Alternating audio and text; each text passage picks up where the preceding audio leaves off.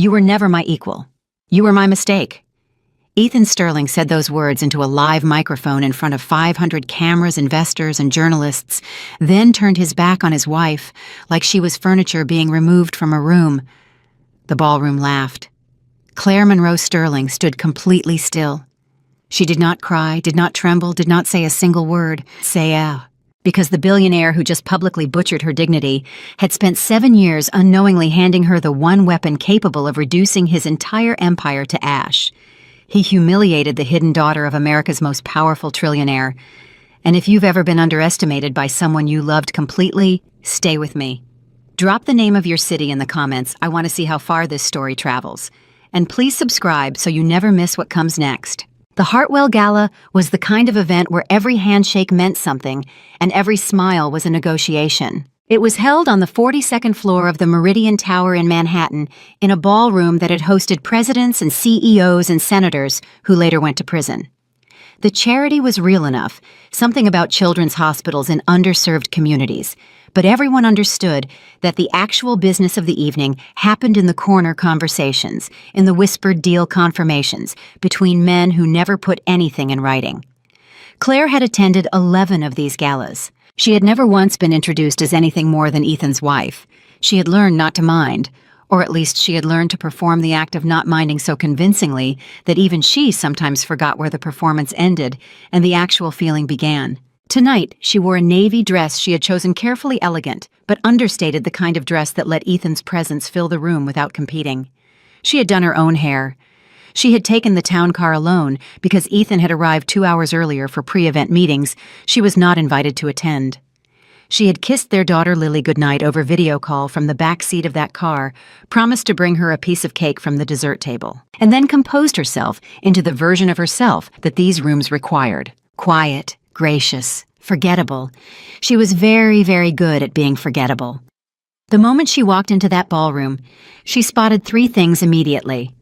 First, Ethan near the bar, laughing with investors, his jacket perfectly fitted, his confidence, radiating across the room like heat from a furnace. Second, Vanessa Cole, the company's chief financial officer, standing close enough to Ethan that the proximity was no longer professionally explainable. Third, the expression on Vanessa's face when she noticed Claire walking in. Not guilt, not discomfort, satisfaction. Claire had seen that expression before. She had cataloged it the way a scientist catalogs a specimen carefully, without emotional interference, because she had learned long ago that in rooms like this one, the most dangerous information arrived through the things people tried hardest to hide. She collected a glass of sparkling water from a passing tray, smiled at the senator's wife, who always confused her name with someone else's, and began moving through the room with the quiet efficiency of someone who had memorized the geography of every social event she had ever attended. She did not approach Ethan immediately. She had long since stopped approaching Ethan at these events. It embarrassed him somehow, her gravitating toward him, her presence anchoring itself to his in a way that he seemed to find limiting. She had understood this about him for years without fully acknowledging what it meant. Instead, she found a spot near the window and watched. Ethan was telling a story. She could tell by the way the small circle around him kept expanding, men leaning in, women tilting their heads, everyone wanting to be adjacent to whatever energy he was broadcasting. He had always been magnetic in rooms like this. She had fallen in love with that magnetism once. Standing outside it now, watching it perform for strangers, she felt something she could not quite name, not grief exactly, but something adjacent to it. The recognition of a distance that had been growing for years without either of them pointing at it directly. Vanessa Cole touched Ethan's arm. It was brief, casual, the kind of touch that is designed to look accidental while being completely deliberate. Ethan did not pull away. Claire took a slow sip of her water. She had known for 8 months. Not suspected, known. There is a significant difference, and she understood it the way only a woman who has spent years paying attention to details everyone else ignores can understand it. She had found nothing as crude as text messages or hotel receipts. She had simply watched the architecture of her husband's behavior shift the new patterns in his schedule, the slight recalibration of his attention, the way he had gradually stopped asking about her day, not because he was distracted, but because he had somewhere else to direct that conversational energy. She had said nothing. Not because she was weak, because she was waiting. She had learned patience in ways that would have surprised the people in this room if they had known anything real about her. And they did not. They knew almost nothing real about her at all. The evening progressed through cocktails and a catered dinner that cost more per plate than most American families spent on groceries in a month. Claire sat at her assigned table 3 seats away from Ethan and spoke to a venture capitalist on her left about his daughter's college applications and an art curator on her right about an upcoming exhibition at the Met. She was present. She was pleasant. She left both conversations feeling she suspected, like a person they would describe afterward as surprisingly interesting. The word surprisingly doing all the work in that sentence, because of course they had expected nothing from her at all. After dinner, the charity speeches began. The foundation director spoke for 12 minutes about hospital beds and surgical equipment and children who deserved better. Then the MC introduced Ethan Sterling, CEO of Sterling Consolidated Holdings, as the evening's lead donor and a man who, quote, embodies the spirit of American ambition. Ethan took the microphone with the ease of someone who has never once been afraid of a room. He thanked the foundation. He thanked his investors. He made a small, self-deprecating joke that landed perfectly. He announced a donation large enough that the number alone produced a ripple of impressed murmuring across the ballroom. And then he said something that was not on any script. I also want to take this opportunity to share some personal news, because I believe in honesty even when it's uncomfortable. The room went very still. Claire set down her water glass. Something cold moved through her chest. My wife Claire and I will be announcing our formal separation this week. I wanted you to hear it from me directly, not through the press. He paused. He smiled the practiced, disarming smile that she had once believed was only for her. Claire is a lovely woman, truly. But I think anyone who knows us both honestly understands that she was never really meant for this world. And frankly, neither of us should have pretended otherwise. 500 people heard those words.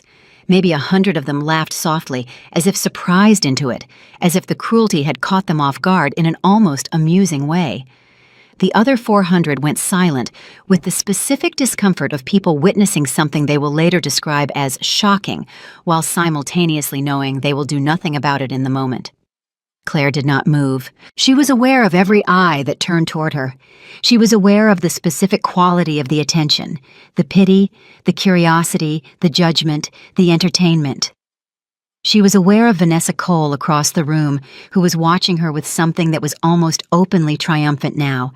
She was aware of something else, a decision crystallizing inside her with a clarity that felt almost physical. She reached into her small evening bag and felt the edge of her phone. She thought about a phone number she had not dialed in 3 years. She thought about a legal document, specifically a clause within a clause, buried in a corporate structure that she had helped design, and that Ethan had never fully read because he trusted her to handle the details.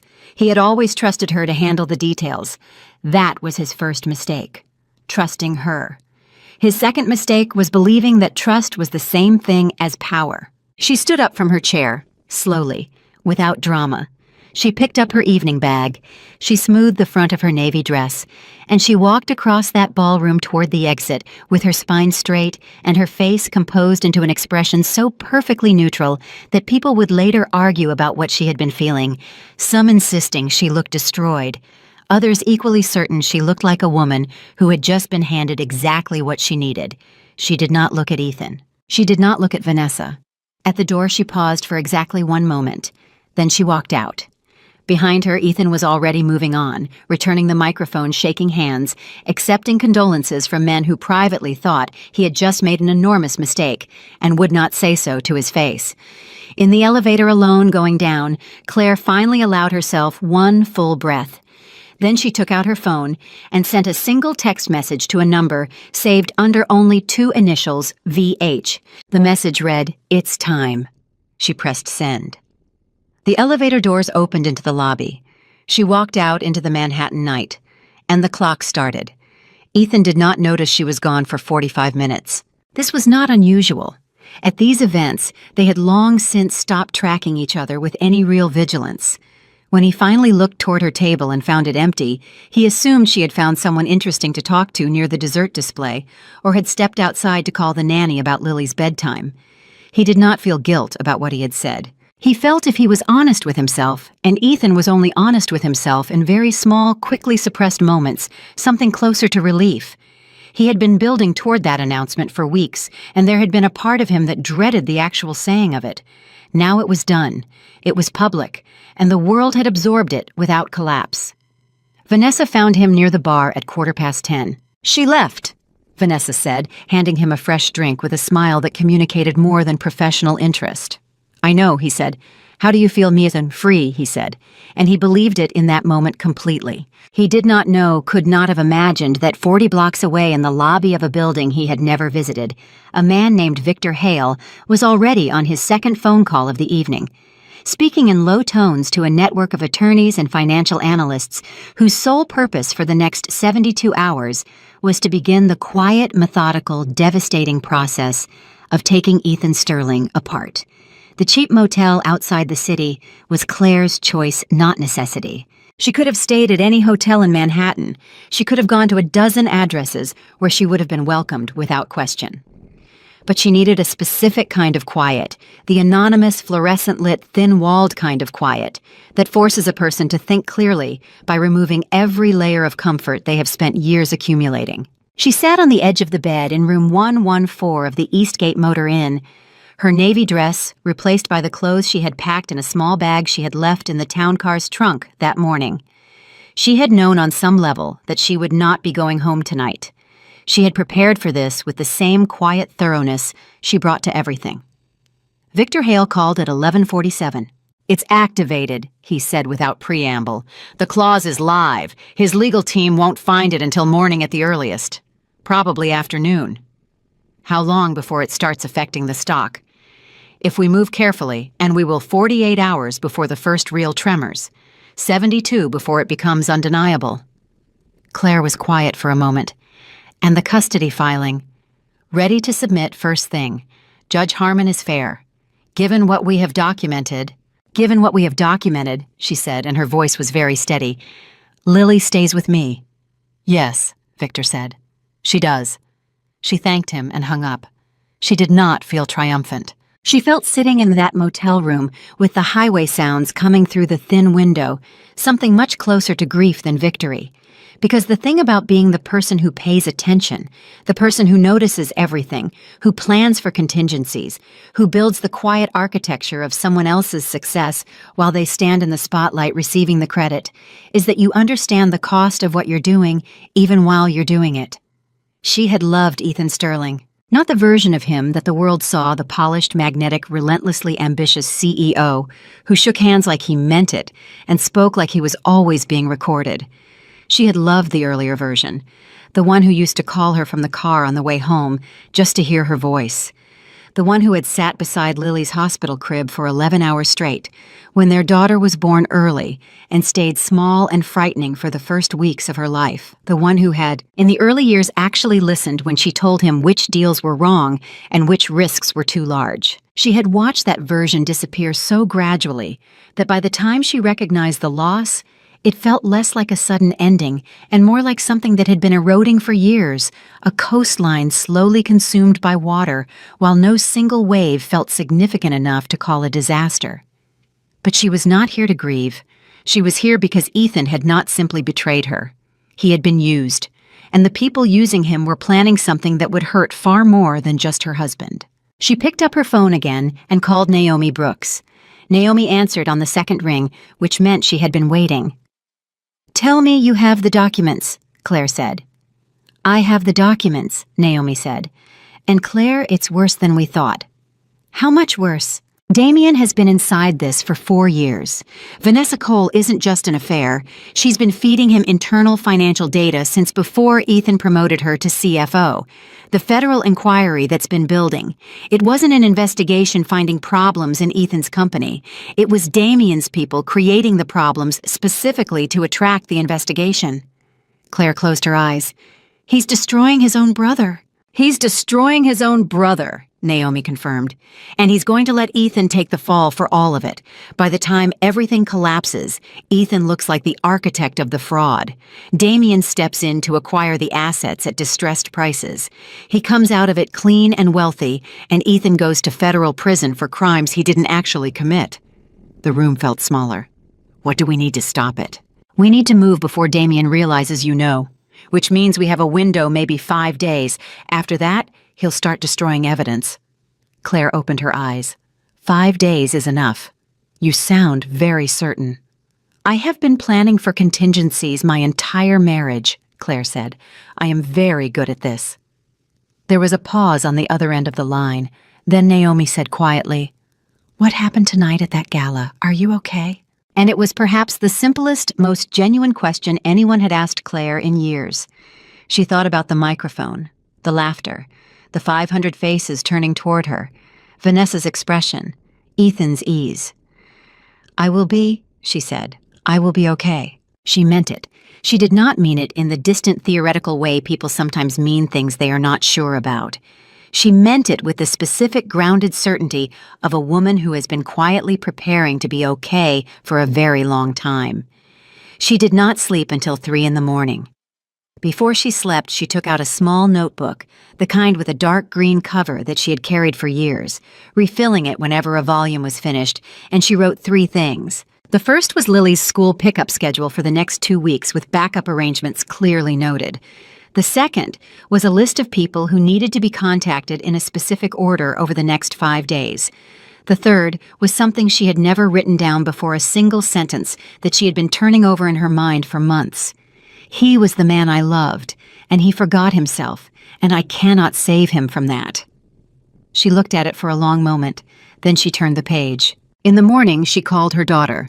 Lily was 7 years old and possessed already a serious and observant quality that felt somehow both inherited and entirely her own. She asked questions in the way of someone who expected real answers, not the softened, approximate answers that adults generally offer children, but actual information offered with respect. "Mom, are you coming home today?" "Not today, sweetheart. I'm going to be staying somewhere else for a little while." "Is it because of Daddy?" Claire was quiet for 1 second. "Some things between Daddy and me need to be sorted out. It doesn't change anything about you and me. You understand that?" "I know," Lily said. "Then, Daddy was weird this morning." "Weird how?" "Quiet. He made my breakfast, but he didn't talk. He kept looking at his phone." Claire could picture it precisely. Ethan's legal team had almost certainly called him by now. The clause had likely surfaced in the early hours. He would be reading documents he had never fully understood, speaking to lawyers who were only now explaining to him what he had agreed to and when. "Is Mrs. Patterson coming today?" Claire asked, meaning the nanny. "She's here now." "Okay, I'll talk to you again tonight. I love you." "I love you too, Mama." A pause. "Also, I want the cake you promised. Despite everything, despite the motel room and the legal documents, and Naomi's voice on the phone the night before saying it's worse than we thought." Claire smiled. "I owe you 1 piece of cake," she said, "with the good frosting." "Obviously with the good frosting," Lily said, with the withering certainty of someone who had never entertained the possibility of bad frosting. After she hung up, Claire held the phone in her hands for a moment. Then she stood up, washed her face, pulled her hair back, and began the first actual day of the rest of her life. Victor met her at a coffee shop in Midtown at 9 in the morning. He was 63 years old with white hair and a face that had the specific quality of someone who has spent decades in rooms where high-stakes decisions are made and has learned to carry the weight of that without letting it show. He had been her father's attorney, first Leonard Monroe's most trusted legal mind, and then gradually her own during the years when she had quietly built the architecture of a life that almost no one fully understood. He slid a folder across the table without greeting. She knew him well enough to appreciate this. Victor did not waste time on pleasantries when there was work to be done. She opened it. The first document was a copy of the corporate clause she had activated 42 pages of legal language that distilled at its functional core to a single, devastating reality. Claire Monroe. Sterling held a controlling interest in Sterling. Consolidated holdings that had been structured deliberately into the company's founding documents 7 years ago, at a time when Ethan had needed her family's resources to prevent his first major venture from collapsing before it reached viability. He had signed it without reading it carefully enough. She had made certain it was there, not as a weapon, At the time, she had constructed it as a protection, a quiet insurance policy against precisely the kind of collapse that Ethan's ambition, unchecked, had always been capable of producing. She had hoped genuinely that she would never need to use it. "He's already retained 3 additional attorneys," Victor said, accepting a coffee from the server without looking up. "They found the clause at 7 this morning. Based on the communication I've received through channels, he believes it's a technical error. He thinks his team can have it invalidated by end of week." "Can they?" "Absolutely not," Victor said with the calm confidence of a man who has had 40 years to be certain of exactly this kind of answer. "And Damien doesn't know you know yet. He's watching the Ethan situation develop and he thinks it's playing out exactly as planned. His people are positioned to move on the asset acquisition the moment the stock hits their target floor." Claire turned another page in the folder. "What does he need to believe between now and when we're ready to move?" "He needs to believe you're isolated, grieving, reacting from emotion rather than strategy." Victor looked at her directly. "Can you give him that?" Claire thought about the ballroom, about how she had looked walking out, about the specific performance of a woman who has been publicly discarded by her husband in front of the people whose opinion he values most. "I've been giving people exactly what they expect from me for 7 years," she said.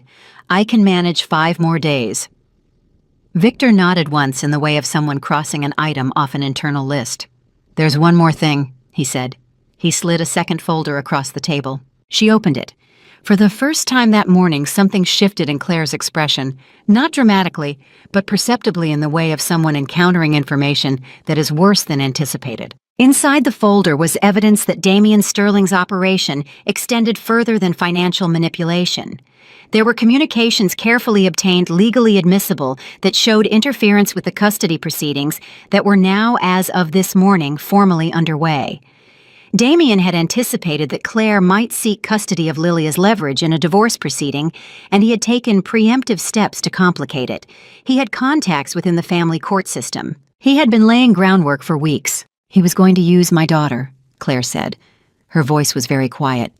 "He was going to use the threat of a complicated custody battle to keep you occupied and emotionally destabilized while the financial operation completed," Victor said. "Yes." The grief from the night before was still there. She had not pretended it wasn't. But underneath it now was something else, something harder and cleaner, and she recognized somewhat dangerous. "Victor," she said. "Yes." "We don't give him 5 days." Victor raised an eyebrow. "We move in 3, she said, "and we don't just stop the asset acquisition. We make sure that when this is over, there is nothing left for Damien Sterling to build from." Victor studied her for a moment. Then he closed his own folder, picked up his coffee, and said, "Your father always said you were the most strategic thinker he'd ever encountered. I told him he was being sentimental." "And I was wrong," Victor said simply. He pulled out his phone and began making calls. The thing about invisible people is that their invisibility is a choice they make, and like all choices made with intention, it can be unmade at exactly the right moment. Claire had been invisible inside Ethan's world for 7 years. She had restructured 4 failing acquisitions that Ethan's team never knew were failing until they were fixed. She had quietly redirected a regulatory audit that would have cost the company its operating license in 3 states. She had identified and neutralized 2 internal fraud situations before they reached the level of external exposure. She had done all of this while Ethan attended galas and shook hands and received awards for building something that without her steady, invisible work in this background would have collapsed 3 times over. She had not done these things for credit. She had done them because she loved the company in the way that you love something when you've helped it survive with a fierce proprietary protectiveness that has nothing to do with public recognition and everything to do with the private satisfaction of watching something continue to exist because of your effort. But Ethan had stood at that microphone and said she had never belonged in his world. And he had been wrong in a way so profound, so completely inverted from reality, that the wrongness of it had a kind of terrible clarity. She had not just belonged in his world, she had been holding his world together with both hands. And he had spent 7 years not noticing. She did not hate him for it. She understood how it had happened, the slow incremental process by which a confident man, surrounded by people who benefit from his confidence, gradually loses the capacity to perceive the contributions of anyone who isn't actively demanding to be perceived. She understood how ambition in a certain kind of person can calcify into a blindness so complete that it looks from the outside like arrogance while feeling from the inside like simple clarity. She understood it. It did not excuse it, and it did not change what she was going to do. By the afternoon of the first day, 3 things had happened.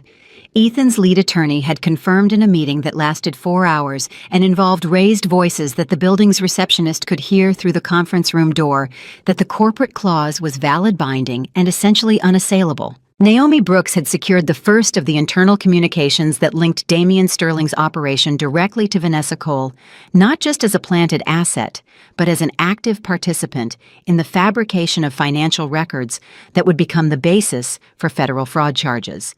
And Leonard Monroe Claire's father, the man whose name opened doors that most people in the world never even knew existed, had made a single phone call from his home in Connecticut. The contents of that phone call would not be publicly known for another 5 days.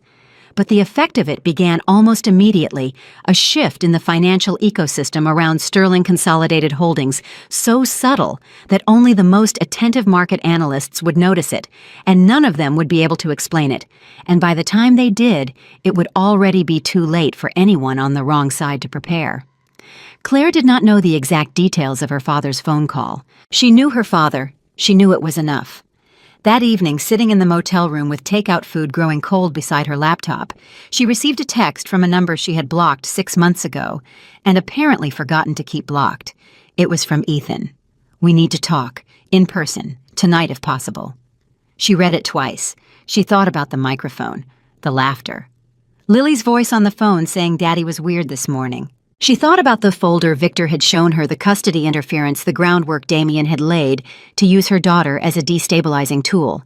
She thought about who Ethan was now and who he had been before, and the long distance between those 2 versions of the same person. She set the phone down without responding.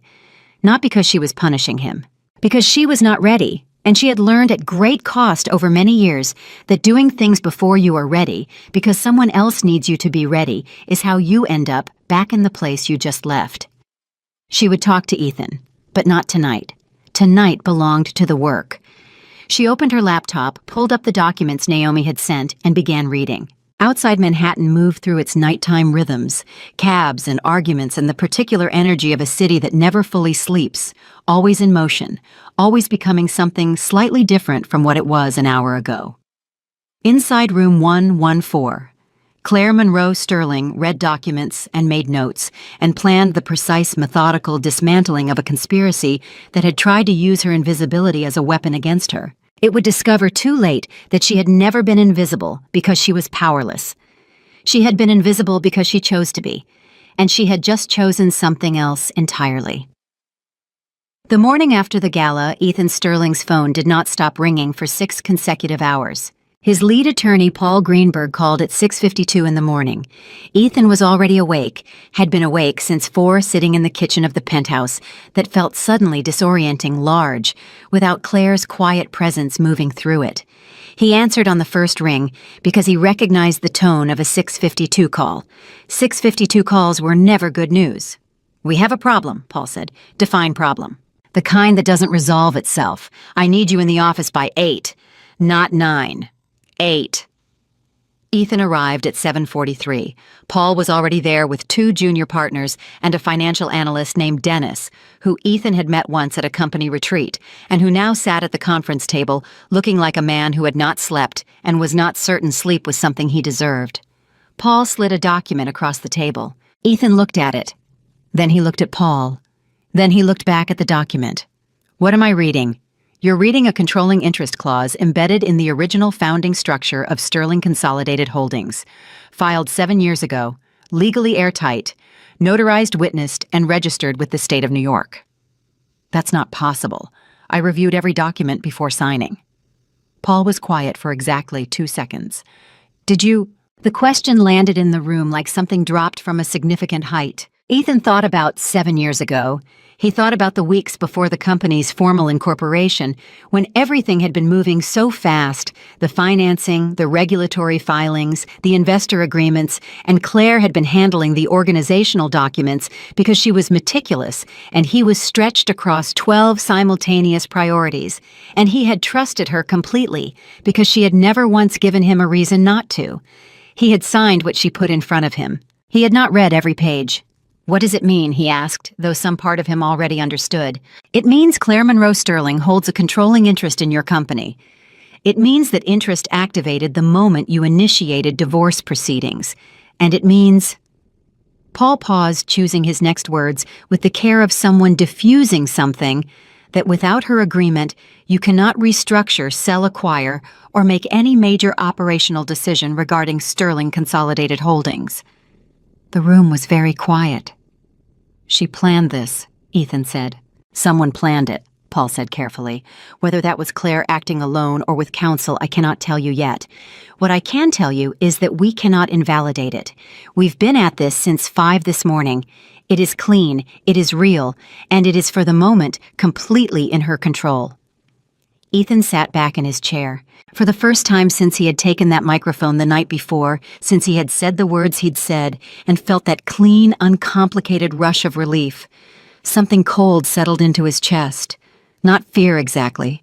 Not yet. Something closer to the first recognition that the ground beneath him was less solid than he had believed it to be. He did not yet understand how far down the instability went. That understanding was coming, but it was not here yet. "Find her," he said. "I need to talk to her directly." "Her personal attorney has already been in contact," Paul said. "Victor Hale." Ethan went still. "Victor Hale. You know him. He's Leonard Monroe's attorney." Ethan said the name slowly, as if testing the weight of it. "He's been Leonard Monroe's attorney for 30 years. And there it was, the first real crack in the version of events Ethan had been telling himself. The first place where the story he had constructed Claire, as the quiet, manageable wife he was cleanly stepping away from, stopped making complete sense. Victor Hale did not involve himself in manageable situations. Day 1. 10:14 a.m. Naomi Brooks had been an investigative journalist for 19 years, which meant she had developed the specific skill set of someone who knows how to walk into a room full of powerful people, appear completely unthreatening, and leave with information that those powerful people would have paid significant sums to keep private. She met Claire at a coffee shop in Brooklyn, far enough from Midtown that the likelihood of running into anyone connected to Sterling Consolidated was negligible. She arrived first, ordered 2 coffees without asking, and had her laptop open and 3 folders arranged on the table before Claire walked through the door. Claire sat down, looked at the folders, and said, "Show me the worst one first." Naomi appreciated this about her. No preamble, no warm-up. "This one," she said, pushing the center folder across the table. Claire opened it. The first page was a communication log emails between Vanessa Cole and a private consulting firm that on the surface handled corporate restructuring advisory. Below the surface, as Naomi had spent 4 months establishing it, was a shell company with a single actual client, Damian Sterling. "How long?" Claire asked. "The first documented contact is 4 years and 3 months ago, 2 months before Ethan promoted her to CFO. Claire turned a page. "He promoted her because she was brilliant. He told me that himself." "She is brilliant," Naomi said. "That's what makes her effective. She didn't fabricate incompetence, she performed genuine competence, while simultaneously feeding Damian everything he needed. Financial projections before they were public, regulatory correspondence, internal audit schedules." She paused. She knew exactly which deals were vulnerable, and she made certain those vulnerabilities were preserved rather than corrected. "The acquisitions that almost failed," Claire said quietly. 3 of them. The ones you fixed quietly before anyone noticed they were failing." Claire looked up from the folder. She let them get close to failing on purpose. She needed them close to failing, but not actually failing. If they collapsed completely, Ethan's company loses value too fast, and Damian can't acquire it at the price point he needs. She was managing the collapse rate, keeping it in a specific window. Naomi leaned forward. "Claire, this is sophisticated. This is years of patience and precision.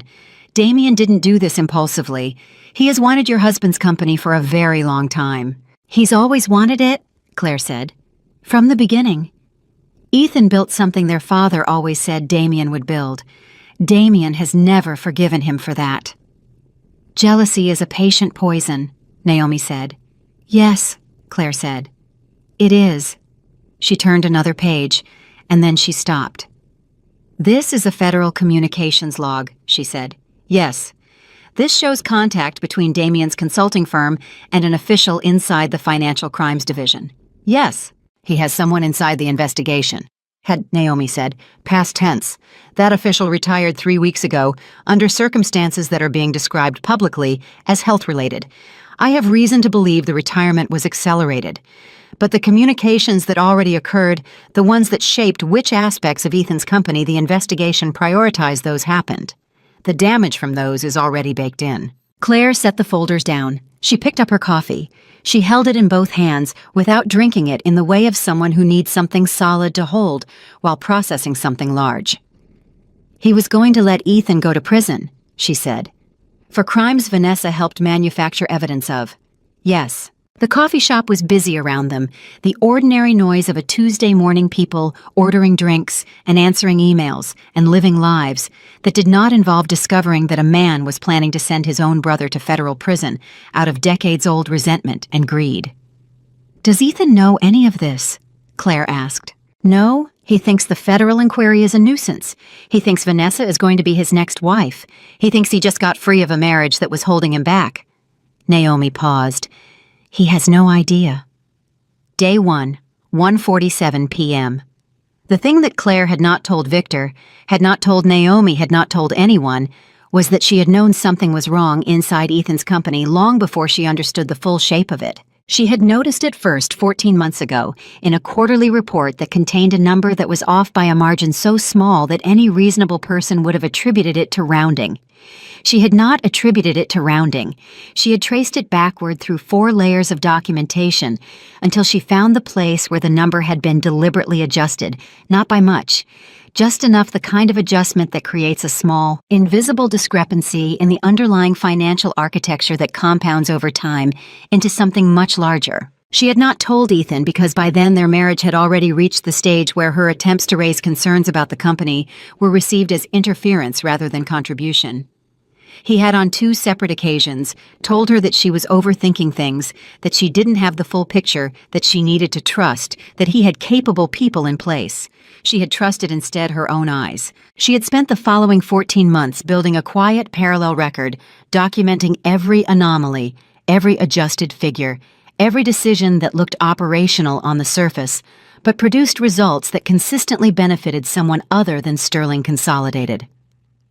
She had done this alone at night on a laptop that was not connected to any of the household accounts while Ethan slept. She had been building a case without knowing exactly who the defendant was. Now she knew, and the case was complete.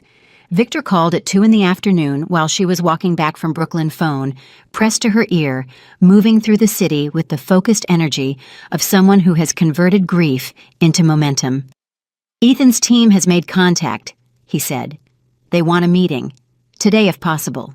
They're describing it as an urgent conversation about mutual interests. Mutual interests, Claire repeated. Their word choice, not mine. Tell them Thursday, she said. That's 2 days away. Yes, tell them Thursday at 2, at your office, not theirs. She could hear Victor writing it down. And if they push for sooner, they'll accept Thursday, she said, because they don't have a choice and they know it. She turned a corner, moved past a group of tourists consulting a paper map with the earnest concentration of people refusing to use their phones. Victor, what's Damien doing right now? Based on what our market contacts are seeing he's holding, watching, he thinks everything is proceeding as planned. Good.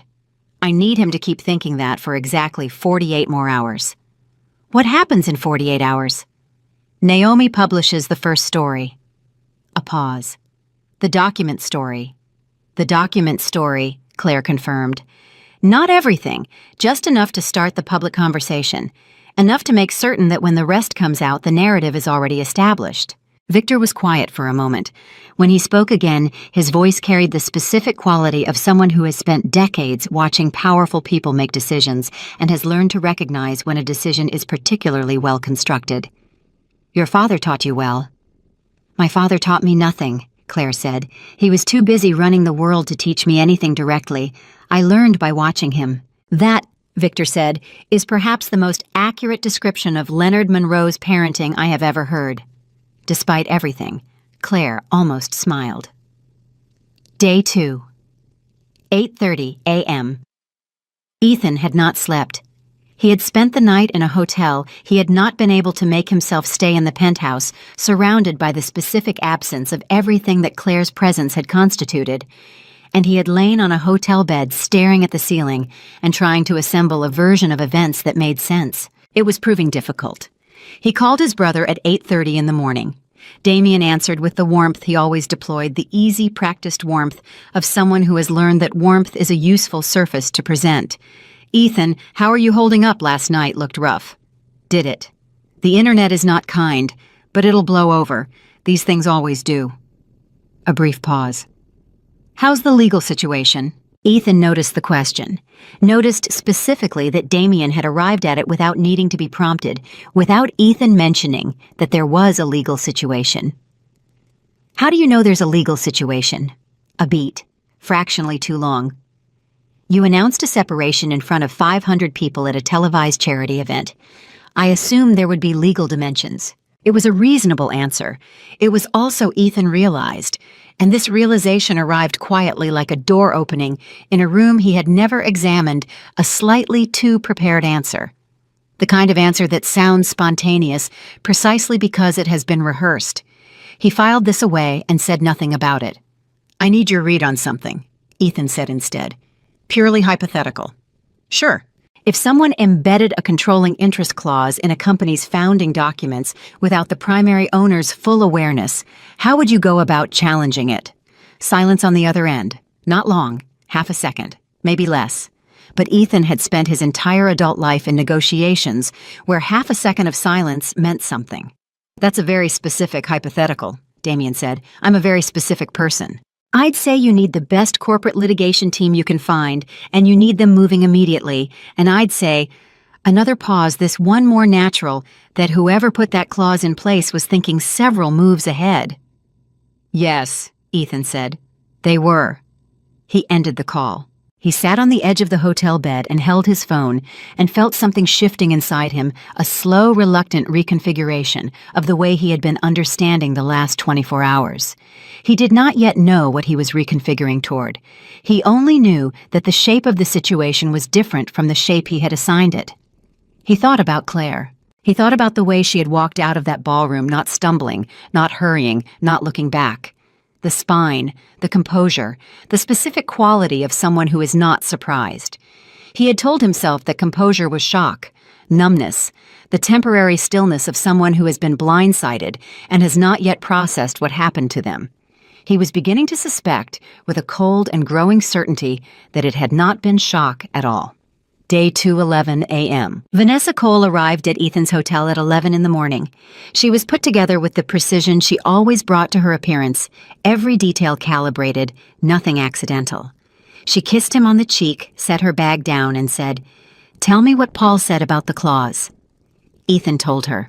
She listened with the focused attention she brought to all financial information, asking two specific clarifying questions at precise moments, nodding in the way of someone processing data rather than receiving news. "Can we buy her out?" she asked. "Paul says she'd have to agree to any transaction, and she's not taking meetings until Thursday." "Thursday," Vanessa said the word with a particular flatness. "That's deliberate. Everything about this is deliberate." Vanessa was quiet for a moment. Then, "Ethan, I need to ask you something directly." "Go ahead." "How much do you actually know about Claire's background? Her family?" And here, Ethan experienced the second internal reconfiguration of the morning, because the question was framed as concern, as a helpful prompt, as Vanessa being thorough, but underneath the framing, there was something that snagged in him. A quality to the question that felt less like curiosity and more like testing the boundary of what he knew. "I know her family," he said, watching her carefully in a way he had not watched her before. "Her father is Leonard Monroe." Vanessa's reaction was small, a fractional tension around her eyes that was there and gone before any normal observer would have registered it. "I know that." "Do you?" Ethan said. Of course, I'm your CFO. I know your family history. Right, he said. He smiled. She smiled back. And in that exchange, that small performed moment of normalcy between two people who were both in different ways hiding something irrevocable shifted in Ethan Sterling's understanding of his own life. He did not show it. He was like Claire, very good at not showing things. He filed it away. Day 3:15 p.m. Claire was on the phone with her father for the first time in 4 months. Leonard Monroe was 81 years old and had spent 6 decades accumulating a level of financial influence that most economists could not fully quantify. He spoke rarely and moved slowly and had the specific patience of someone who learned at a very young age that time applied correctly is the most powerful force in any negotiation. "You should have called me sooner," he said. "I handled it." "You handled the first part, the corporate structure, the legal foundation." A pause. "You didn't handle what comes after." "I'm handling what comes after now." "Damien Sterling is not a small problem, Claire." "I know what Damien is, Dad." "Do you know that he has contacted 3 of my institutional partners in the last 72 hours? Not overtly, carefully. He's building relationships he'll need after the acquisition completes. He's planning his post-collapse positioning." Claire was quiet. "He's moving faster than I calculated." "Yes, he is." Leonard's voice was unhurried, but there was an edge underneath it, the edge of a man who does not enjoy discovering that someone has underestimated the scope of what they are facing. "I made a call yesterday. You'll see the effects in the market by end of today." "But Claire?" "I know. This doesn't resolve cleanly unless Damien is exposed completely. Not just stopped, exposed. Or he rebuilds and tries again." "I know," she said again. "Naomi's story goes tomorrow. Tomorrow morning, early edition. Make certain the documentation package is irrefutable. Everything that can be challenged will be challenged. Victor has reviewed every document personally. Twice." A pause that felt coming from Leonard Monroe like the verbal equivalent of a nod. "And Ethan?" Claire was quiet for 3 full seconds.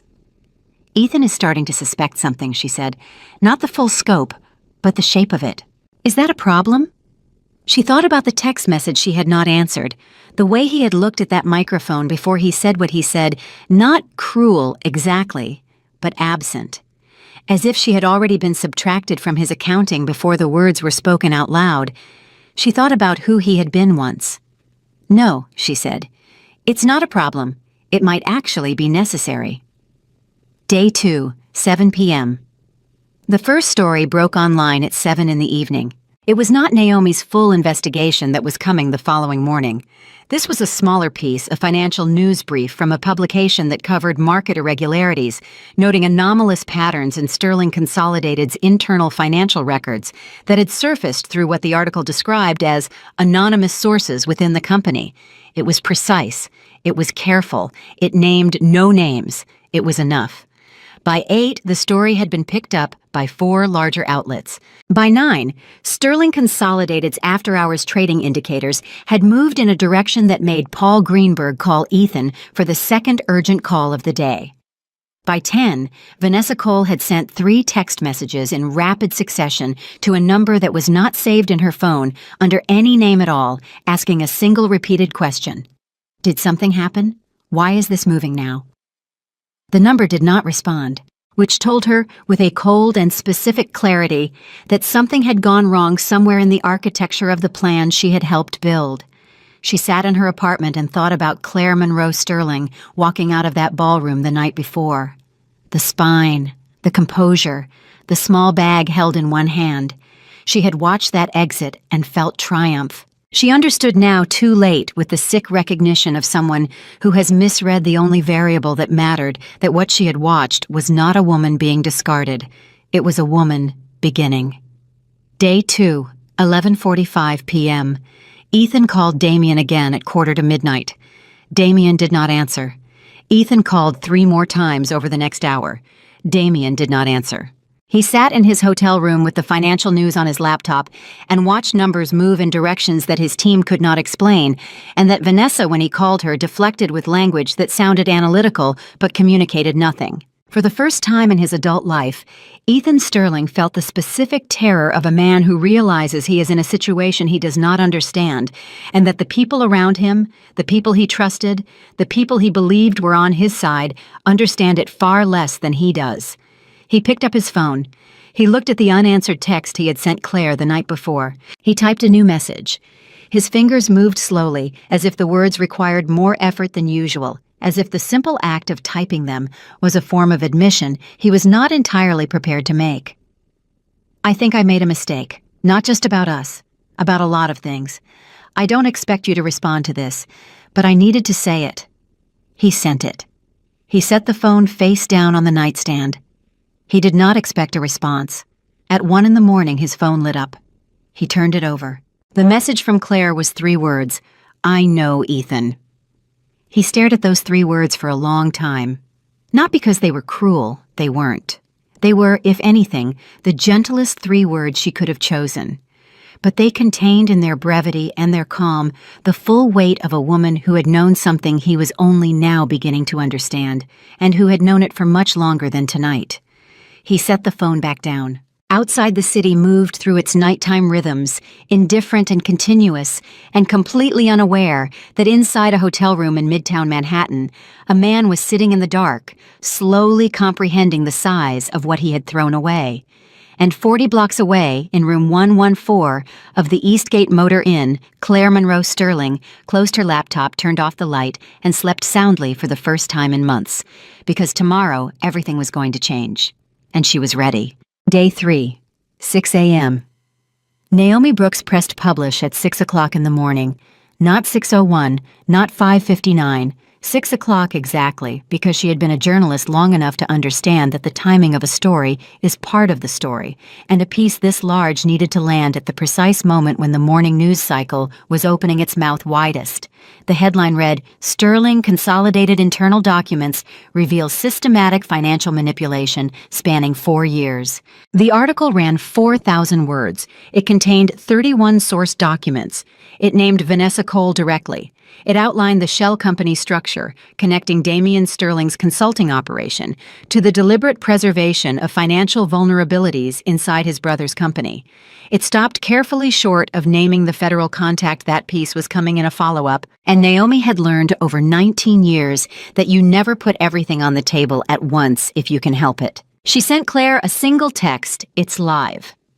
Claire was already awake. She had been awake since 5, sitting at the small desk in room 114 with coffee and her green notebook going through the day's sequence. One final time, the way an athlete runs through a routine before competition.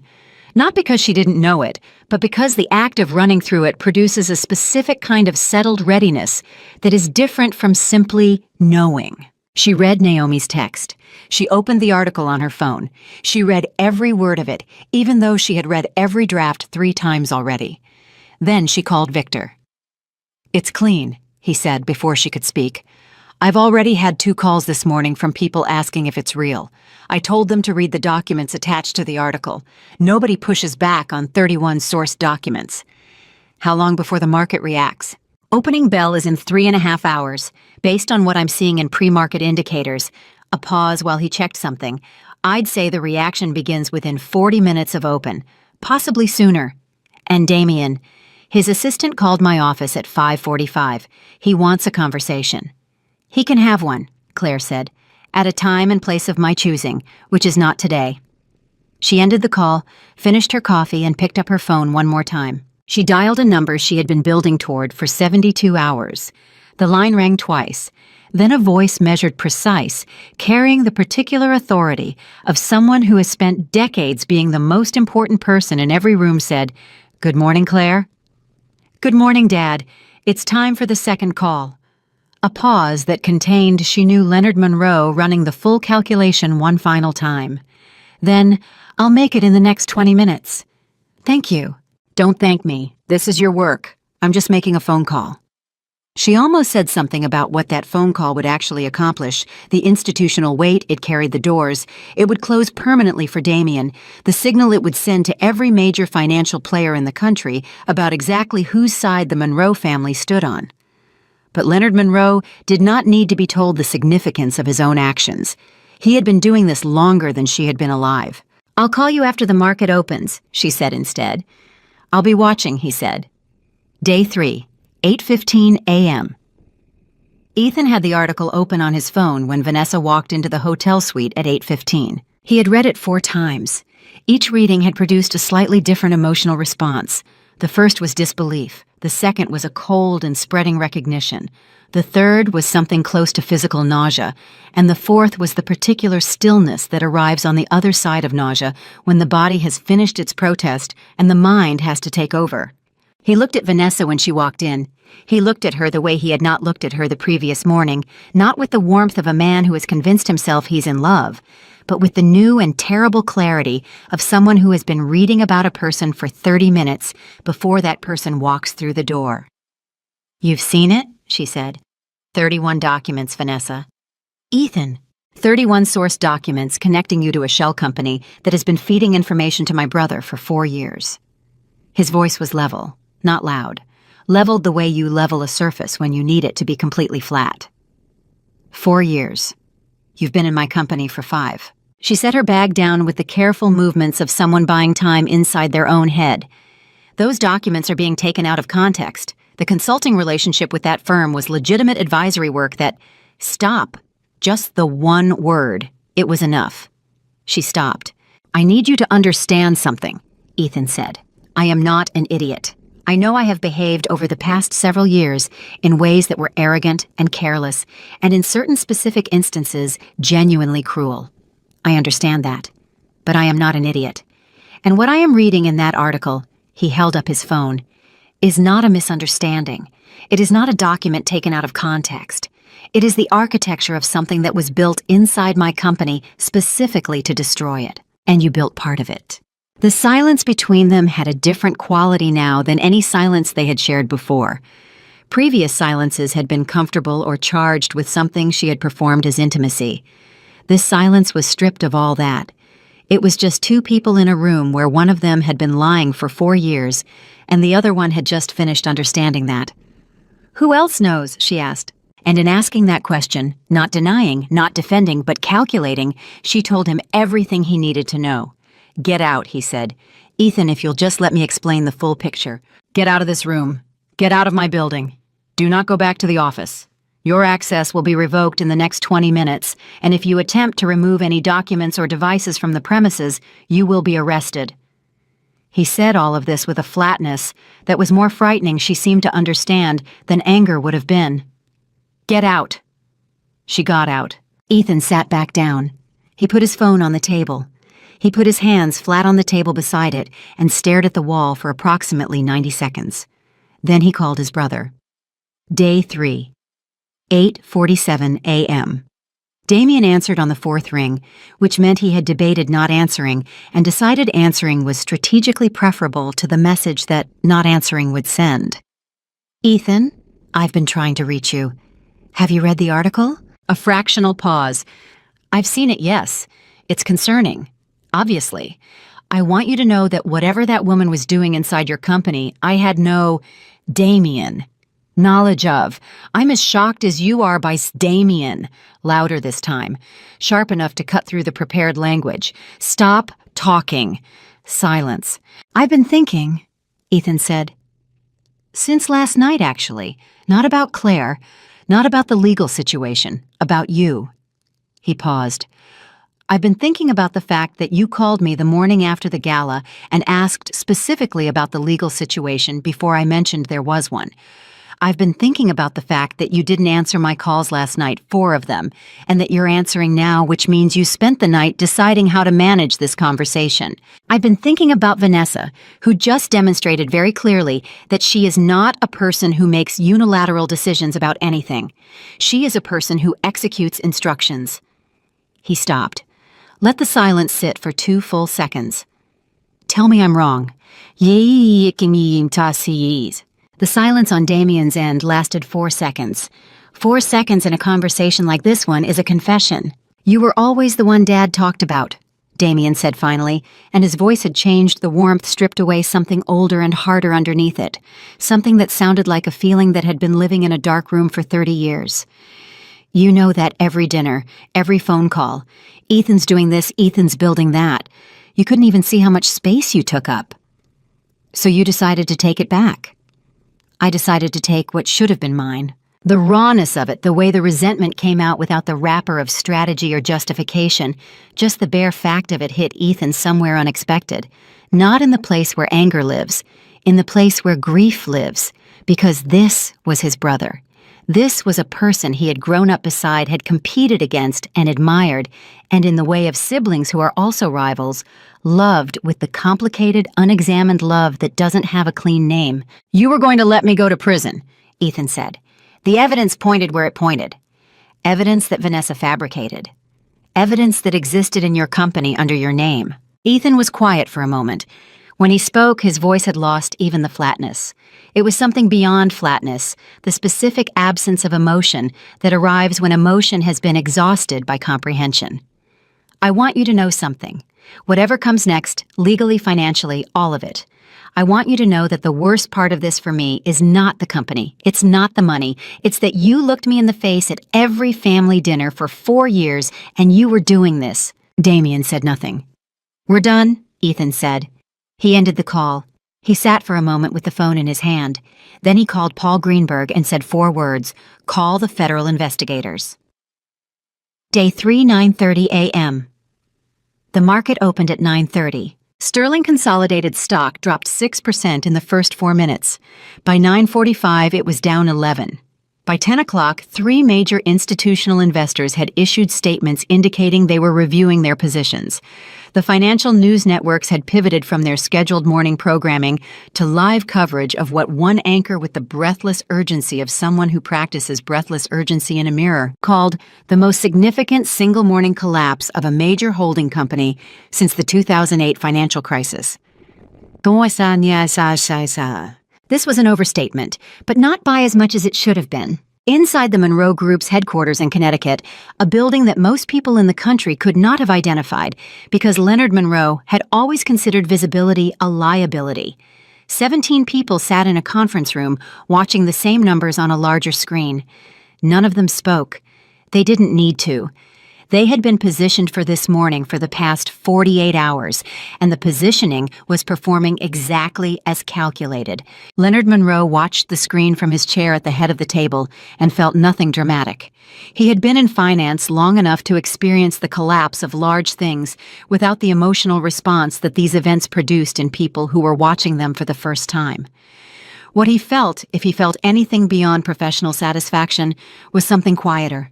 His daughter had built this. She had built it carefully over years in the margins of a life that most people had categorized as negligible. She had built it without his help, without his resources, without his name attached to any of it, because she had wanted to know she had told him once whether she could do it on her own. She could. He watched the numbers fall and allowed himself briefly the specific pride of a father who has watched his child surpass his expectations and then quietly surpass his estimation of what his expectations should have been. Then, he went back to work. Day 3, 10:45 a.m. Claire's phone had not stopped since 9:30. Journalists, former colleagues of Ethan's, who were repositioning their allegiances with the speed of people who have always prioritized proximity to power over loyalty to persons financial analysts, wanting comment to senators' offices. She did not answer any of them. She was on the phone with Naomi. "The follow-up story is ready," Naomi said. "The federal contact, the custody interference, the full paper trail. I can publish it in 2 hours, or I can hold it until tomorrow morning. Your call." 2 hours, Claire said. "We don't give Damien time to build a counter-narrative." "Agreed. There's one more thing." A pause that had the quality of someone who has been deciding how to deliver something for the past hour. "Claire, a source inside the federal investigation contacted me this morning. They're moving on Damien today, not tomorrow, today. Whatever your father's call set in motion, it accelerated the timeline significantly." Claire absorbed this. "How public will it be?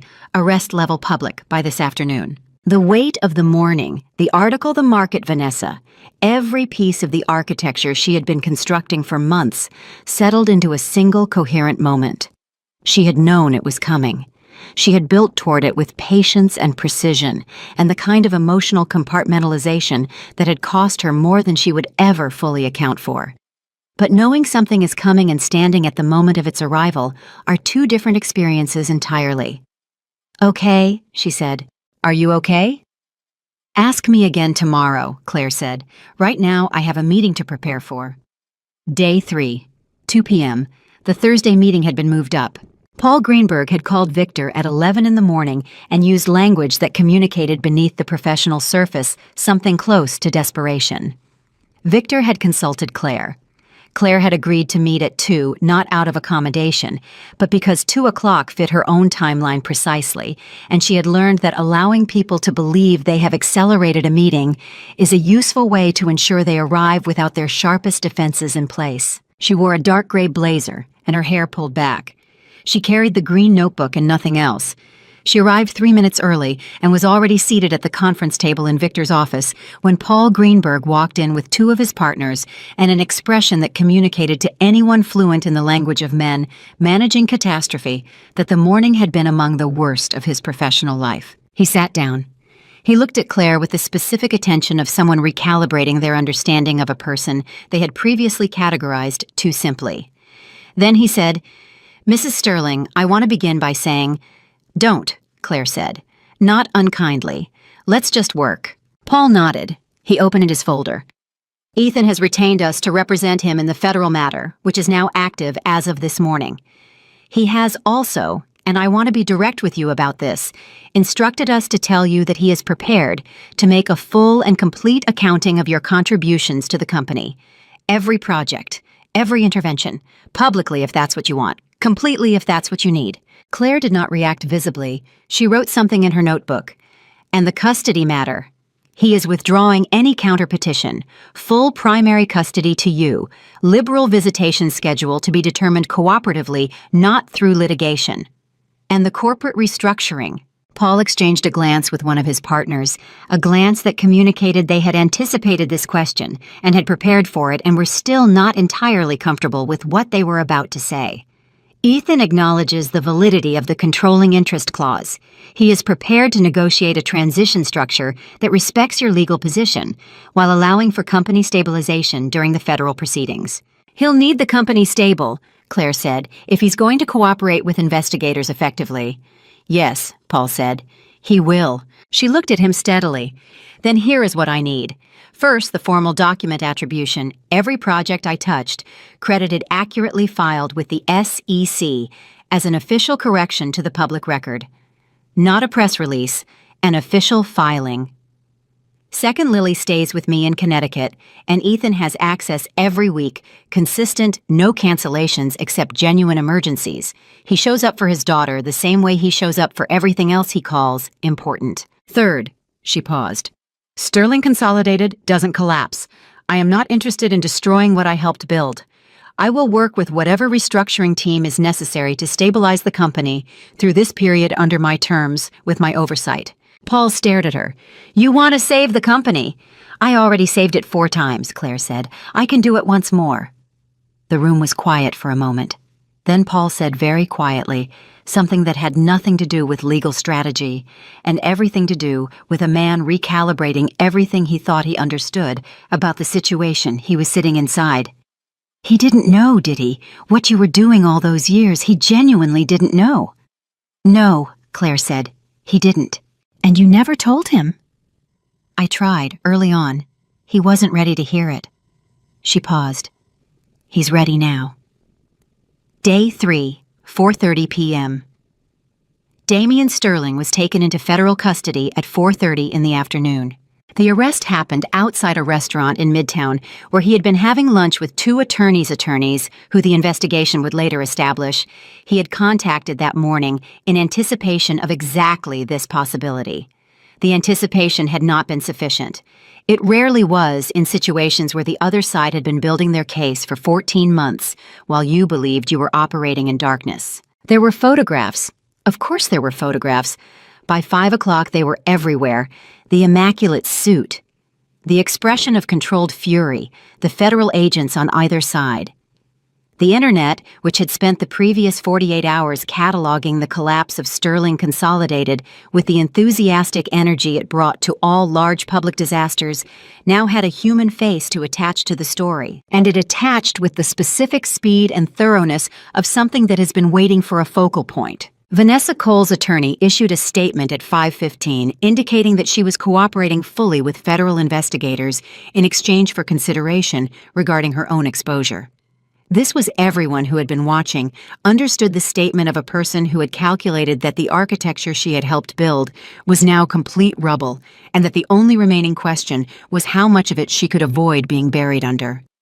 Ethan watched the news from his hotel room. He watched his brother's face on the screen and felt something that resisted clean categorization, not satisfaction, not grief exactly, but the specific hollowness that comes from the confirmation of something you had hoped until the last possible moment was not true. His phone showed 17 missed calls from investors, journalists, board members, and people who had attended the gala 3 nights ago and were now repositioning their relationship to the Sterling name with the same fluid opportunism that characterized their industry. He called none of them back. He called Claire. She answered on the 3rd ring. "I saw," he said. "I know." "Did you know this morning that it would happen today?" A brief pause. "Yes." He absorbed this. "How long have you known about Damien, about all of it?" 14 months, she said. "I didn't know it was Damien specifically until about 2 months ago. Before that, I only knew the shape of it." 14 months, he repeated, and the number had a weight to it. The specific weight of realizing that while he had been building what he believed was his future, his wife had been quietly, methodically alone, mapping the threat that was dismantling it from inside. "You carried that alone for 14 months. "I've carried a lot of things alone," she said.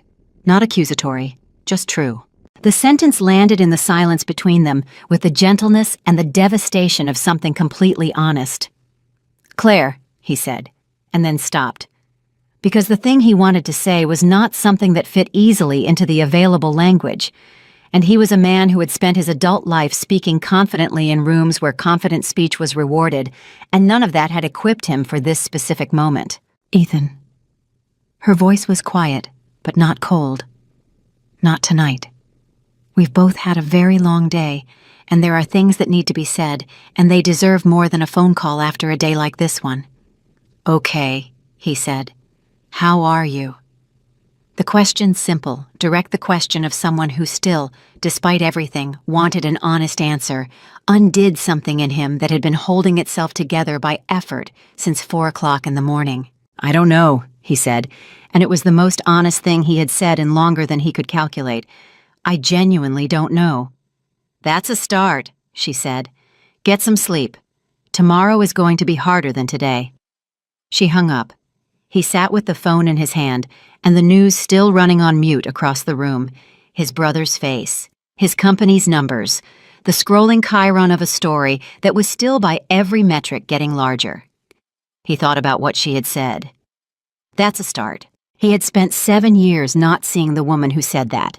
He had stood at a microphone and announced that she didn't belong in his world in front of cameras and investors and 500 people who were still right now talking about it.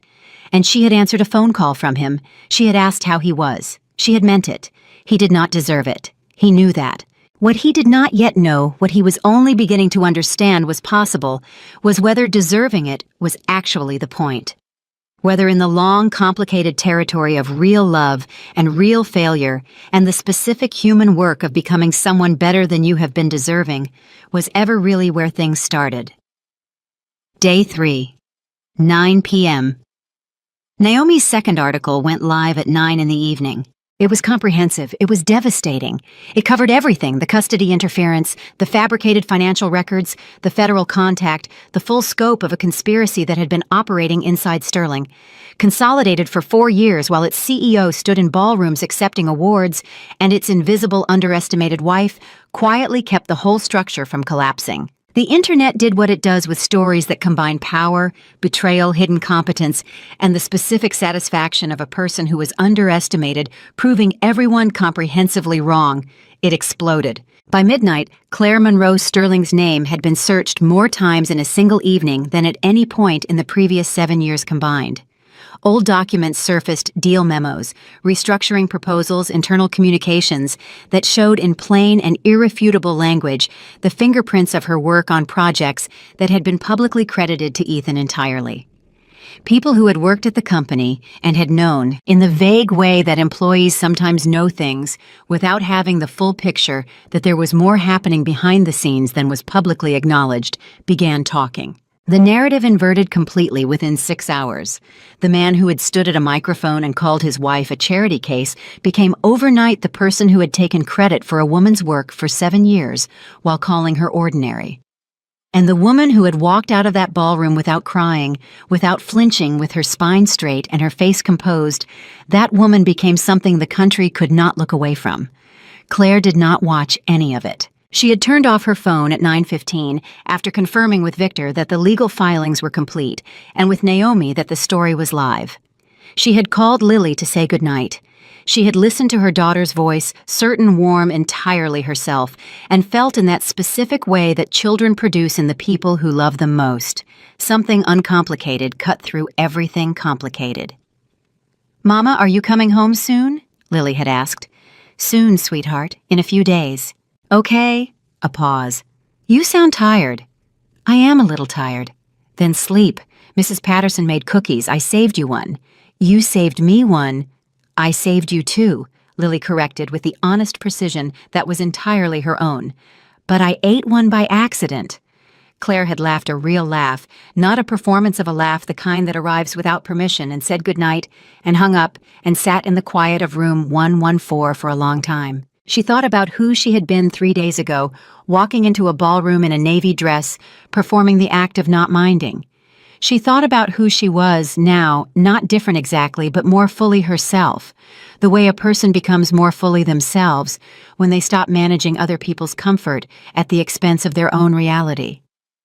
She thought about Ethan's voice on the phone. I genuinely don't know. The honesty of it, the smallness of it, how much it had cost him to say. She thought about Lily's cookies.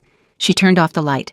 And outside, the world continued doing what it was doing, turning the story over, absorbing the magnitude of it, trying to understand how a woman could be this central to something, this large and this invisible for this long. The answer Claire could have told them was simple. She had let them underestimate her, and they had. And now, every one of them knew exactly who she was. Day 4, 7 a.m. Claire woke up to 47 missed calls and a text from Victor that read, "Your father wants to meet. Today. Connecticut. He says it's time." She read it twice.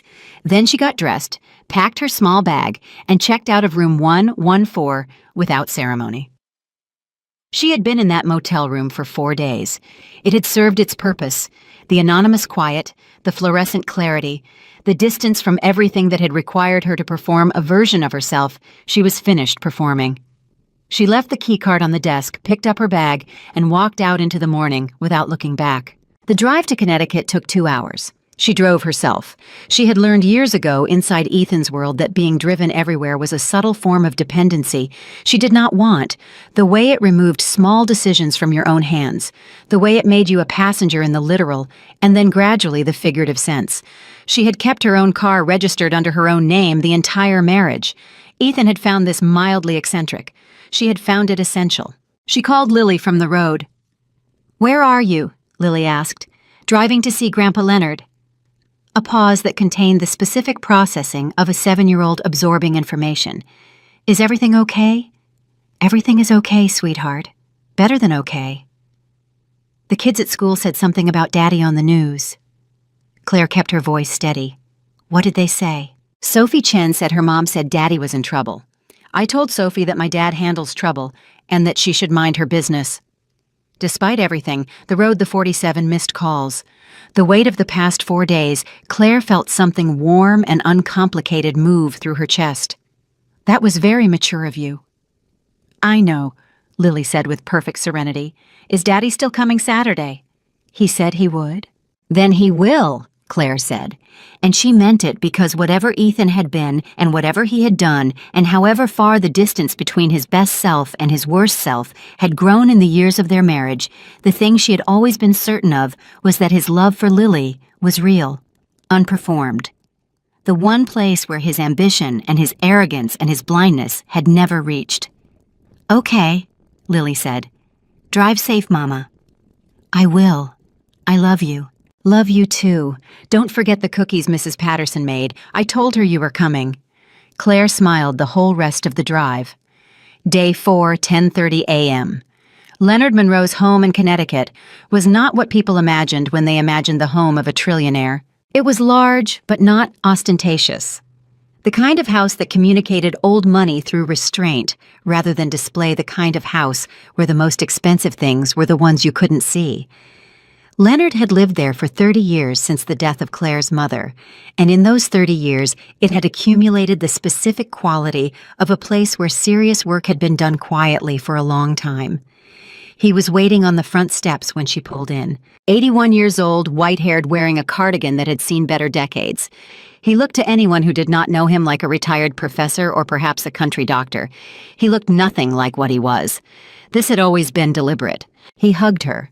Not briefly, not performatively, but with the full weight of a father who has spent years watching his daughter carry things alone and who understood in the way of people who have themselves carried enormous things exactly how much that costs. "You should have called me sooner," he said into her hair. "You say that every time, because every time it's true." She pulled back, looked at him.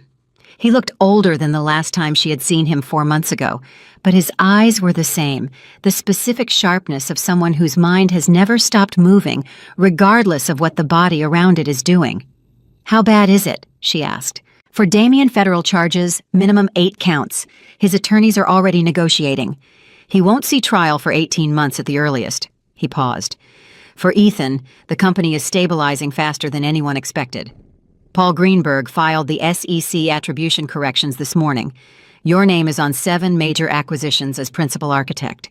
How did the market respond? Sterling Consolidated is up 4% from yesterday's close." He almost smiled.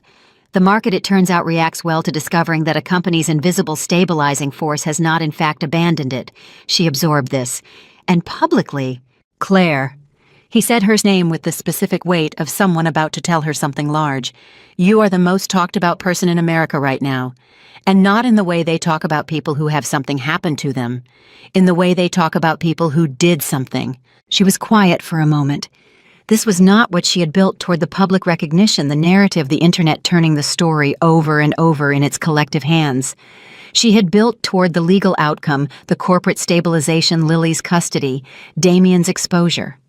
The public peace had been Naomi's domain, and she had trusted Naomi completely, and she had understood intellectually that it would be large. But large and real are different things, and standing in front of her father's house being told she was the most talked-about person in America, she felt something she had not fully anticipated. Not pride, not satisfaction, something quieter, closer to relief. The specific relief of being seen finally completely after years of choosing invisibility and discovering that being seen did not destroy you, that you were in fact exactly who you had always known yourself to be. "Come inside," Leonard said. "We have work to do." Day 4, 11:15 a.m. The work Leonard referred to was not the conspiratorial high-stakes orchestration of the previous 4 days. That phase was complete. What remained was different, the patient structural work of building what came next. They sat in his study, coffee between them, the green notebook open on Claire's side of the desk. "The Monroe Group board wants to meet with you," Leonard said. "I know, Victor told me." "Not as Leonard Monroe's daughter, as a candidate for the Strategic Advisory Chair." Claire looked up from her notebook. The Strategic Advisory Chair was not a ceremonial position.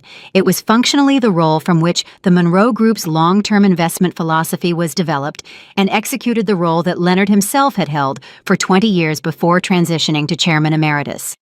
It was by any reasonable measure one of the most influential financial positions in the country. "That's your seat," she said. "It was my seat. I've been waiting for the right person to give it to."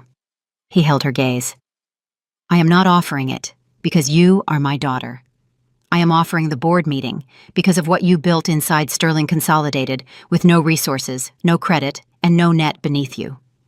Those are not the qualifications of a legacy appointment. They are the qualifications of someone who is better at this than almost anyone I have encountered in 60 years. She held the weight of this for a moment. I need to do it on my own terms, she said. Not as your successor, not as your daughter, as myself. The board will want to vet you independently. Good, let them. They will ask hard questions. I have hard answers. Leonard Monroe studied his daughter for a long moment. Then he nodded once in the way of someone who has been waiting a long time for a conversation to arrive at exactly this point. The meeting is Friday. I'll be there, she said. Day 4, 2 p.m. Ethan called at 2 in the afternoon. She answered. Paul told me about the meeting yesterday, he said. The terms you laid out. Okay. I want you to know I didn't need to be asked. The attribution filing the custody arrangement, I would have come to those on my own. Would you? She said. Not challenging, genuinely asking. A pause. The honest pause of someone taking the question seriously rather than deflecting it. I'd like to believe I would have. I don't know if I would have been fast enough or clear-eyed enough without everything that happened. Another pause. Probably not. Probably I needed all of this to see it. That's an honest answer, she said. I'm trying to be honest. I'm not very good at it yet. I've spent a long time being confident instead of honest, and I'm realizing those are not the same thing. Claire was quiet for a moment. She was standing at her father's kitchen window, looking at the yard, where in 2 days Lily would be running across the grass with the absolute physical abandon of a child who knows she is safe. Ethan, I need to ask you something. Anything. The gala. The microphone. Was that about me, about us? Or was it something you needed to do for other reasons to signal something to Vanessa, to your investors, to yourself? The question landed in the space between them with the full weight of what it actually was, not an accusation, but the kind of real inquiry that only people who have been genuinely close can ask each other, the kind that requires an honest answer to mean anything at all. Ethan was silent for 7 seconds. She counted.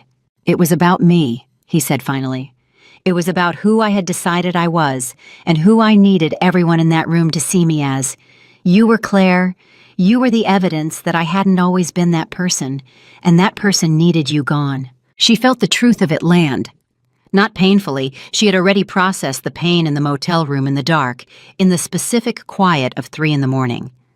What she felt now was something more complex, the particular ache of understanding someone completely, including the parts of them that hurt you. I know, she said softly. I know you know. That might be the worst part. His voice was rough in a way she had not heard in years, the roughness of someone not managing their emotion for the first time in a long time. You've always known me better than I've known myself, and I treated that like a threat. You did, she said. I'm sorry. 2 words. No elaboration, no justification, no performance. Just the words offered plainly into the space between them. I hear you, she said. She did not say it was okay. She did not say she forgave him. Not yet, not today. But she meant what she said. She heard him. She was listening. And that for now was real. Lily is coming Saturday, she said, shifting to the practical, with the skill of someone who knows when a conversation has reached its natural boundary. I told her you'd be there. I'll be there, he said immediately. No calculation, no checking a schedule, just the immediate, uncomplicated certainty that this was not something he would miss.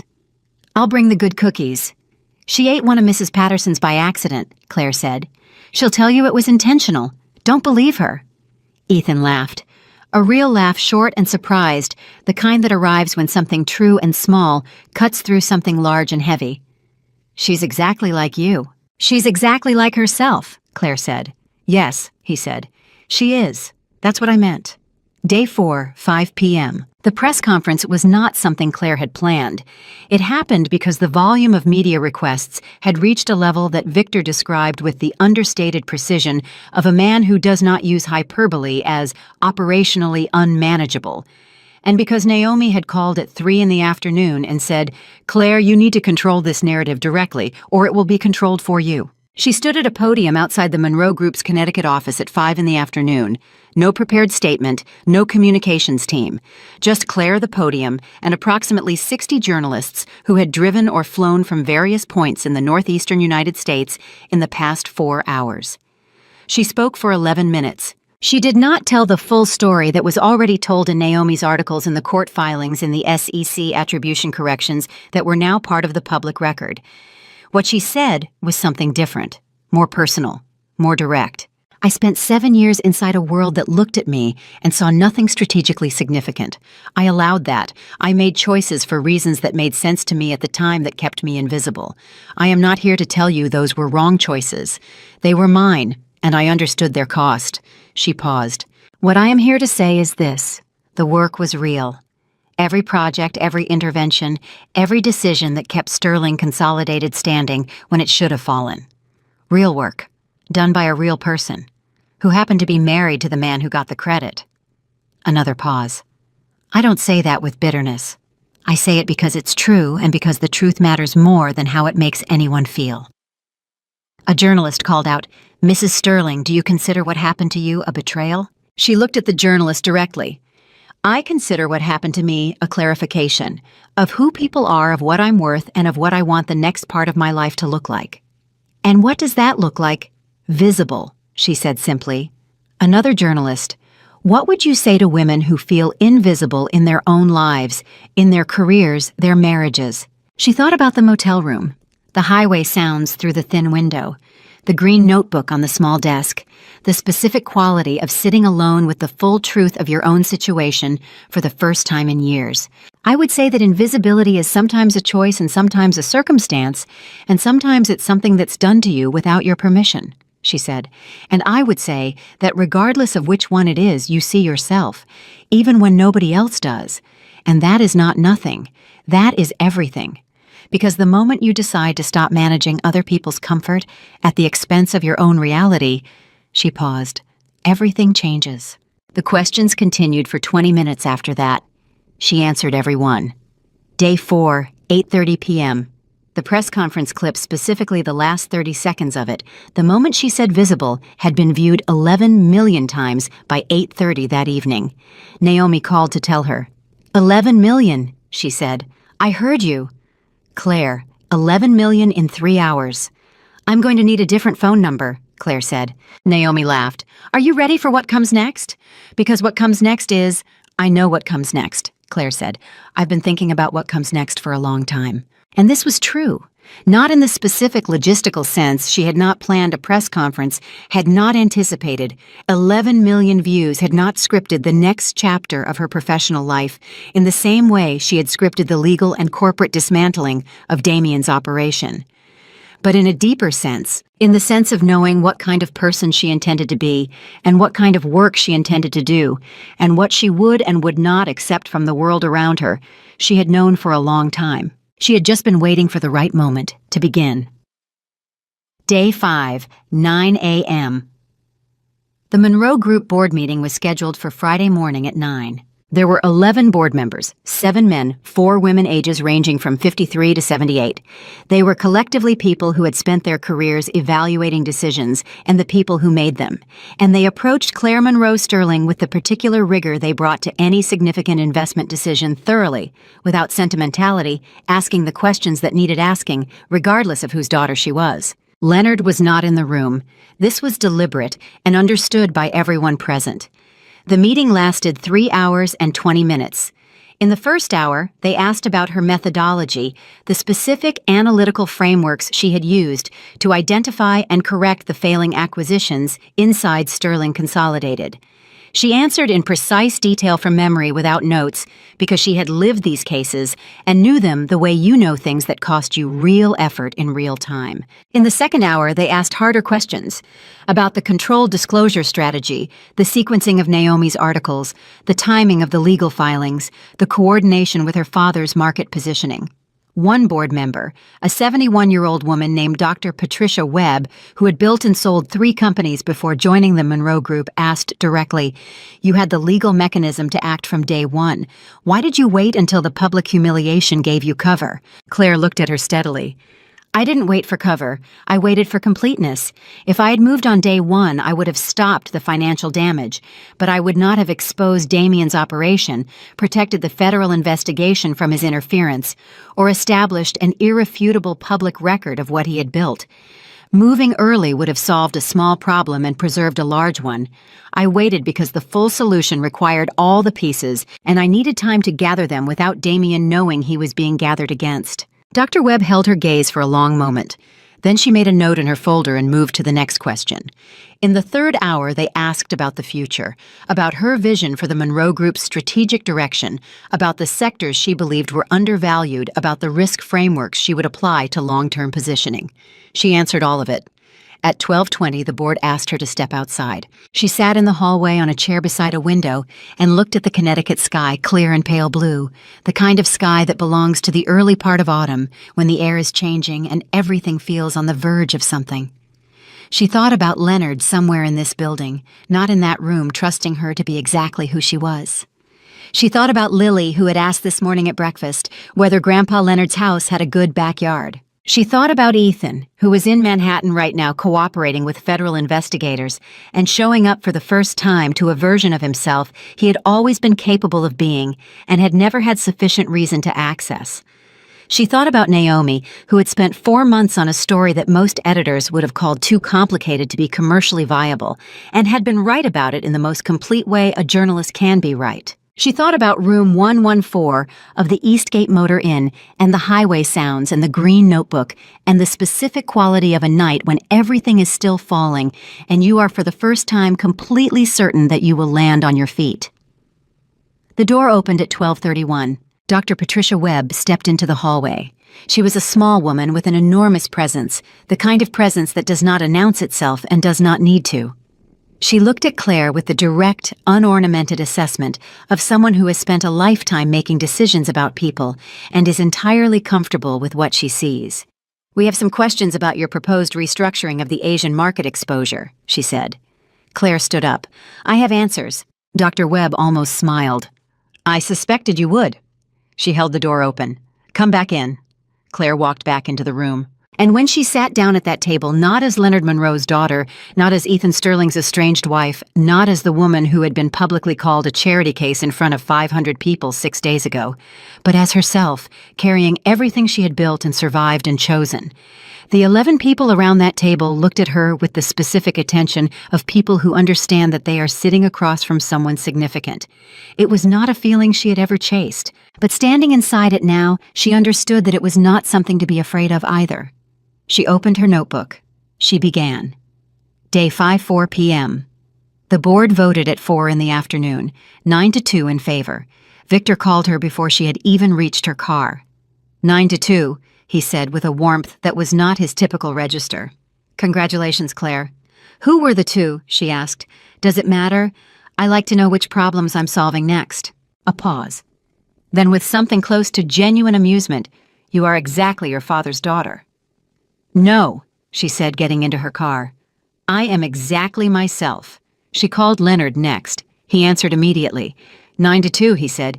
"You knew before I called." "I have been in this business for 60 years. I knew before the vote." "Who were the two?" "Hartwell and Bishop. They'll come around within 18 months. Give them a win early, and they'll be your most vocal advocates by the second year." She filed this away. "Dad." "Claire. Thank you. Not for the position. For not being in the room." A pause that carried 60 years of a complicated, loving, imperfect relationship between a father and a daughter, who were in many ways more similar than either of them had ever said out loud. "You never needed me in the room," he said. "You only ever needed to know I was in the building." She sat with that for a moment. "I'll bring Lily to dinner Sunday," she said. "She'll want dessert before dinner." "She always wants dessert before dinner." "She gets that from her mother," Leonard said, and in his voice, measured precise private, there was something that was unmistakably pride. 5:07 p.m. She was back in Connecticut by 7 in the house she had rented 3 weeks before the gala, a decision she had made with the same quiet, unannounced preparation that had characterized every other decision in the preceding months. She had known she would need a place that was entirely her own. She had secured it without drama, without announcement, without asking permission from anyone. It was smaller than the penthouse. It had a yard. Lily had already claimed the largest bedroom and spent a weekend decorating it with the focused, creative authority of someone who has very specific ideas about what her space should feel like. Claire made dinner. Simple pasta and salad and the bread she had stopped buying when Ethan had gone through a phase of commenting on carbohydrates at family meals. She bought it now whenever she wanted it. This was a small thing. It was also not a small thing. She ate alone at the kitchen table with the television off and her phone face down, and she listened to the specific quality of quiet that belongs to a house that is your own, not borrowed, not shared, under terms you didn't fully negotiate, not organized around the comfort of someone who didn't notice you were doing it. She thought about the week. She thought about how much had changed and how much had not. The things that had changed her legal position, her professional trajectory, her public identity, the custody arrangement that would give Lily stability, the exposure of a conspiracy that would have destroyed an innocent man alongside the guilty ones. These were enormous changes, real ones, the things that had not changed who she was, what she valued, how she thought, the patience she brought to complex problems, the love she had for her daughter that was the most uncomplicated and reliable fact in her life. She had not been remade by this week.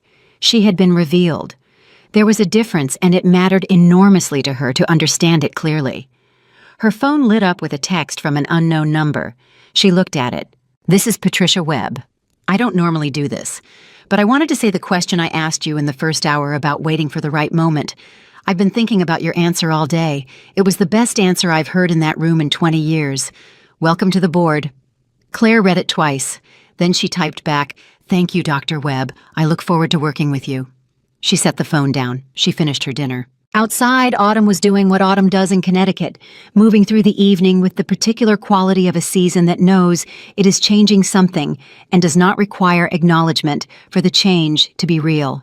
Inside, Claire Monroe Sterling sat at her own kitchen table in her own house and felt for the first time in longer than she could clearly calculate entirely and completely at home.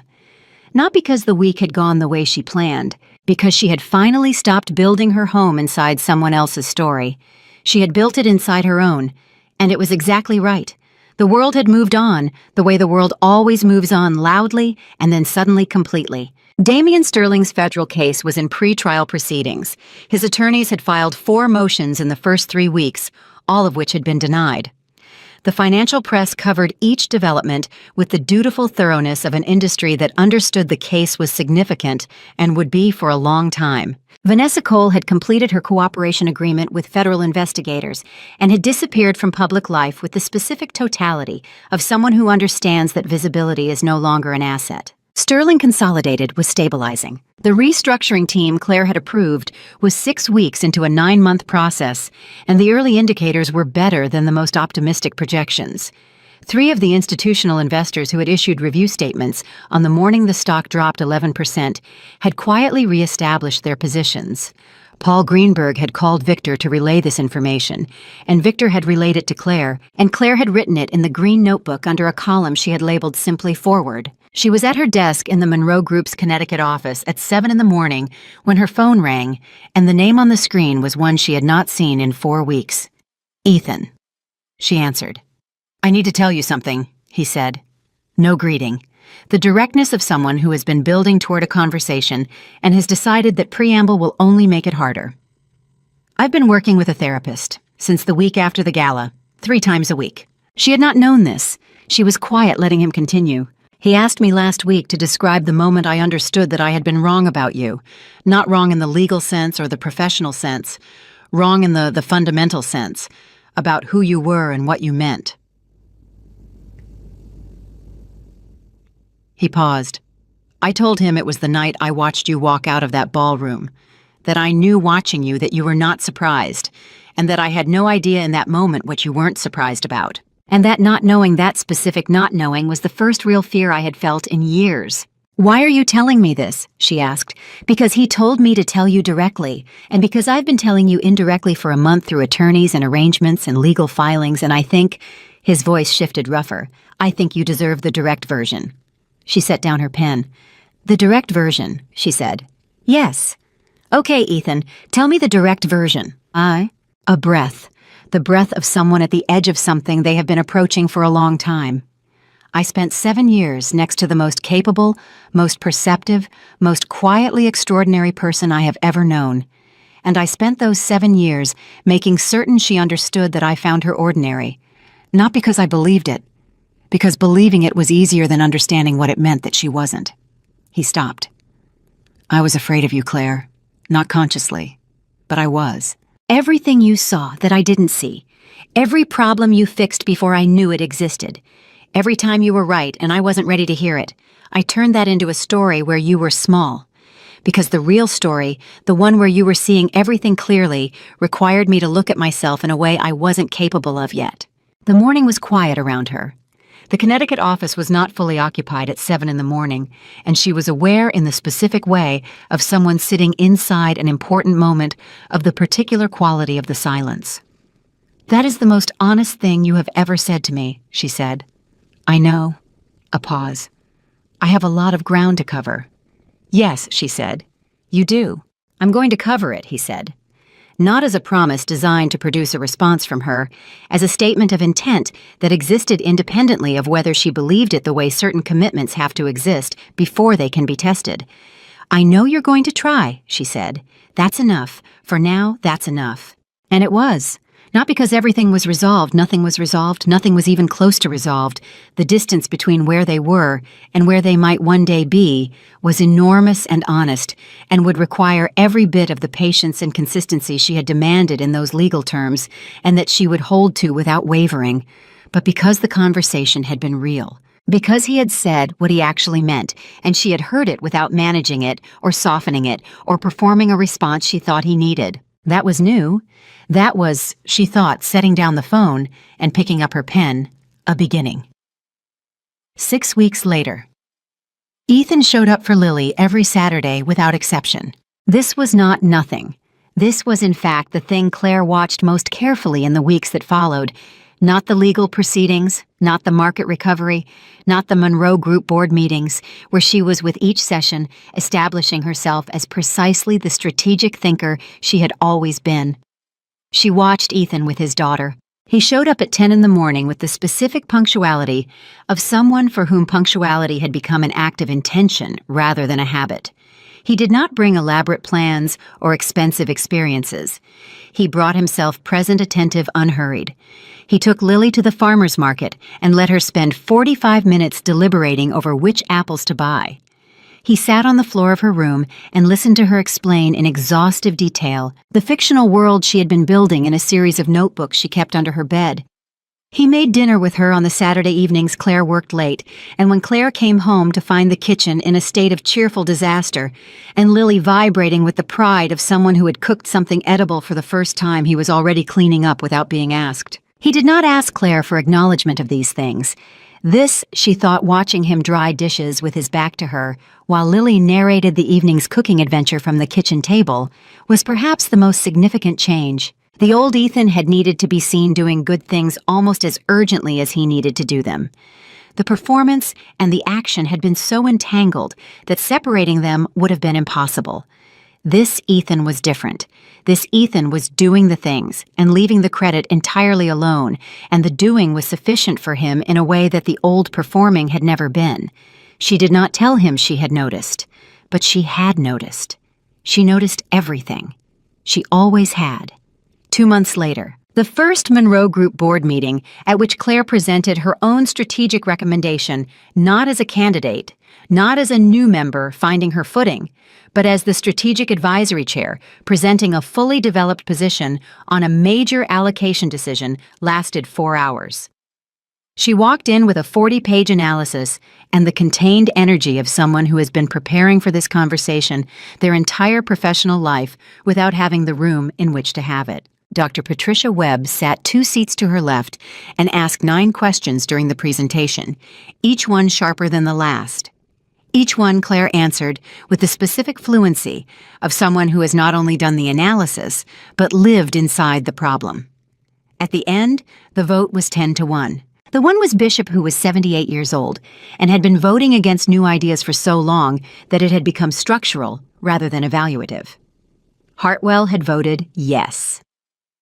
Claire filed this under the column Dr. Webb had told her about the 18-month timeline for winning the skeptics with early results. She called her father from the parking lot. 10-1, she said. Bishop, he said immediately, obviously. Give him the quarterly summary before it goes to the full board. Make him feel like an early reader. He responds to being first. She wrote this down. You've been managing him for 20 years. I've been managing him for 23 years. He voted against my first major proposal, too. A pause. He came around. They always come around when the results are real. The results will be real, she said. I know, Leonard said. That's why I gave you the room. 3 months later, Naomi Brooks won an award for the Sterling investigation.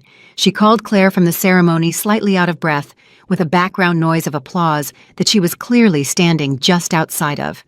I need you to know, Naomi said, that everything in those articles existed because you trusted me with it. I want that on the record between us. You did the work, Claire said. We did the work, Naomi said, and I want to do more of it. I have a proposal. Not right now, you can say no, but I have a story that I think you're the only person in the country positioned to help me understand. Send me the outline, Claire said. You'll read it. I always read everything. Naomi laughed. I know, that's why I called you. This was, Claire thought, hanging up the phone, what the right kind of alliance looked like. Not the kind built on necessity or mutual benefit calculated at a distance, but the kind built on genuine respect between two people who were both in their different ways very good at what they did and had recognized it in each other under pressure. She sent Naomi a text, send the outline, I'll read it tonight. The response came back in 30 seconds, already sent. Also, you were incredible at that press conference. I've watched the clip 47 times. Claire smiled and put her phone in her pocket and went back to work. 4 months later, the twist. Victor called on a Tuesday morning with the particular quality of urgency in his voice that Claire had learned over years to interpret precisely. Victor's urgency was not dramatic.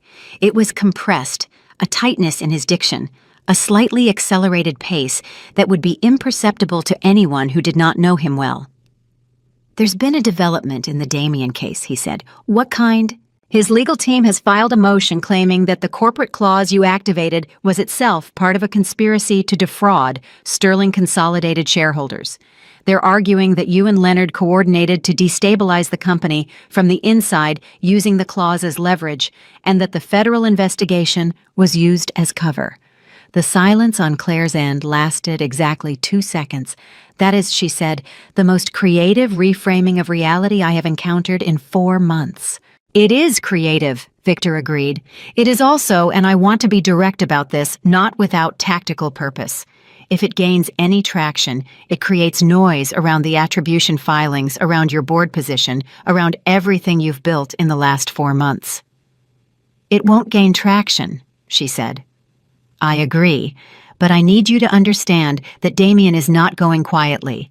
He has nothing to lose by burning everything he can reach on the way down. Claire stood up from her desk. She walked to the window. Outside, Connecticut was moving through the middle of autumn, and she could see the trees had reached that specific moment of full color the last week before everything changes. What does he actually have? She asked, evidence-wise. Nothing that constitutes evidence. He has a narrative, and he has attorneys who are skilled at making narratives sound like evidence. The motion will be denied, but it will take time, and in that time, people will talk, she said, and some of them will wonder. Yes. She was quiet for a moment. Then, set up a meeting with the federal prosecutor's office, not through intermediaries. I want to sit down directly this week and walk through every document in the clause's history, every communication, every decision point, every timestamp. Make it impossible for a narrative to take root by burying it in fact. That's a full-day meeting minimum. I'm aware. Claire. Victor paused. This is Damien's last play. He knows he's going to federal prison. He's trying to take your reputation with him on the way. He can try, she said. And there was nothing defiant in how she said it. No performance of toughness, no raised voice, no heat. Just the calm, settled certainty of someone who has lived inside the truth of their own story long enough to know that the truth is not something a desperate man's legal motion can actually touch. I'll make the call, Victor said. The meeting with the federal prosecutor's office happened Thursday. It lasted 7 hours. Claire brought 3 years of documentation. She answered every question with the same precision and completeness she had brought to the Monroe Group board presentation, not because she was performing transparency, but because she was genuinely transparent, because she had built everything she had built on foundations that could withstand exactly this kind of examination, because she had never, not once, done anything that required obscuring. On Friday morning, the prosecutor's office issued a statement. The motion was characterized in the dry language of federal legal communication as without merit and inconsistent with the established evidentiary record. Damien's last play had lasted 72 hours. Claire read the statement, wrote a single word in the green notebook done, and closed it. 5 months later, Ethan arrived on a Saturday morning in October carrying a box instead of his usual bag. Lily was still asleep. She had been at a friend's birthday party the night before and had come home at 9 o'clock vibrating with the overstimulated energy of a child who has had too much cake and too much fun and then crashed into sleep with the totality of the very young. Claire opened the door, looked at the box, looked at Ethan. "What is that be legal documents?" he said. "Can I come in?" She stepped back. He came in, set the box on the kitchen table, and opened it. Inside were folders, thick ones organized with the meticulous attention to structure that Paul Greenberg brought to every filing. "These are the formal SEC attribution documents," Ethan said. "All 7 projects, signed, filed, and entered into the public record as of Monday. Your name, your role, your contribution, stated accurately, not as a footnote, as the lead architect." He paused. There are 2 more. These are not SEC filings. These are personal." She looked at him. He pulled out 2 additional folders, thinner than the others. "One is a letter I wrote. Not to a court, not to an attorney, not to a journalist. To you. It's everything I should have said in the years when I wasn't capable of saying it, organized badly, and written 3 times and probably still inadequate. I'm not asking you to respond to it. I'm asking you to read it." She took the folder. She did not open it. She held it. "The second." He pulled out the last folder, set it on the table between them. "It's a proposal, not a legal proposal, not a business proposal." He met her eyes directly, the full, unguarded directness of someone who has spent 5 months learning to stop looking away from the things that matter. "It's a request. To start over. Not to go back. I understand that going back is not possible, and I'm not asking for it. To start from here, from who we are now, from who I am trying to become." He paused. "You don't have to answer today. You don't have to answer at all. But I needed to ask in person, without attorneys, without strategy, without anything except the truth." The kitchen was quiet. Claire looked at the folder on the table between them. She looked at Ethan, at the specific quality of his stillness, which was different from the stillness she had watched him perform in boardrooms and ballrooms. This stillness was not performance. It was the stillness of someone who has done the work of sitting inside the discomfort of their own worst self long enough to begin constructing something better, and who is now standing at the door of someone they hurt, holding what they've built, asking without demanding. She thought about this motel room, about what she had written in the green notebook that first night. "He was the man I loved, and he forgot himself, and I cannot save him from that." She had been right when she wrote it. She could not save him from that. He had had to do it himself. And he had. She thought about Lily asleep upstairs, who would be down in an hour asking for pancakes and describing the birthday party with the comprehensive detail of someone who has been storing the narrative all night. She thought about who she was now. The strategic advisory chair, the woman at the press conference podium, the woman in room 114, who had turned off the light and slept soundly because she was ready. She thought about how none of that required Ethan's presence. None of it was contingent on him. None of it would diminish if she said no to whatever was in that folder. That was the important thing. That she was whole without this. That she was choosing if she chose anything from wholeness. She looked at him. "I'll read the letter," she said. Something shifted in his face. Not relief, not yet, not completely. Something more careful than relief. The response of someone who has learned not to take small mercies as large permissions. "Okay," he said. "And the proposal." She paused. "I'll read the proposal." "Okay," he said again. "But Ethan." She held his gaze. "I need you to understand something. I am not the woman who walked into that ballroom in the navy dress. I am not the woman who spent 7 years making herself small to fit inside the space you left for her. That woman is gone. Who I am now, what I need, what I will and will not accept is different." "I know," he said. "Do you?" "I'm learning it," he said. "Every week, every Saturday, every conversation that goes better than the one before it." He paused. "I am not asking for the marriage we had, Claire. I would not want it back even if you offered it. I am asking for the chance to build something that is worthy of who you actually are." The quiet in the kitchen had changed quality. It was not the quiet of unresolved tension. It was the quiet of something large being set down gently by both people at once. "I'll read the letter," she said again, "and then we'll talk." He nodded. He picked up his empty box. He looked toward the ceiling in the direction of where Lily was sleeping. "Should I start the pancakes?" "She wants blueberry," Claire said. "She always wants blueberry. And she'll tell you she wants chocolate chip first. And I'll make blueberry anyway." "Yes," Claire said, "you will." He went to the kitchen. She heard him opening the cabinet where the mixing bowls were kept. He had found them without asking, which meant he had been paying attention to the ordinary geography of her kitchen in the way of someone who is genuinely present rather than visiting. She sat down at the kitchen table with the 2 thin folders in front of her. She opened the letter. She read, 1 year later, autumn. The garden fence had been broken since September. It was not a dramatic damage, just one post that had shifted with the frost and pulled away from its neighbor by 4 inches, the kind of minor structural failure that announces itself gradually and waits patiently to be addressed. Claire had written it on the list of things to fix and had not gotten to it because the list of things to fix in a life as full as hers had become was long and the fence was not urgent. On a Saturday morning in October, Ethan arrived with tools. Not as a grand gesture, not announced.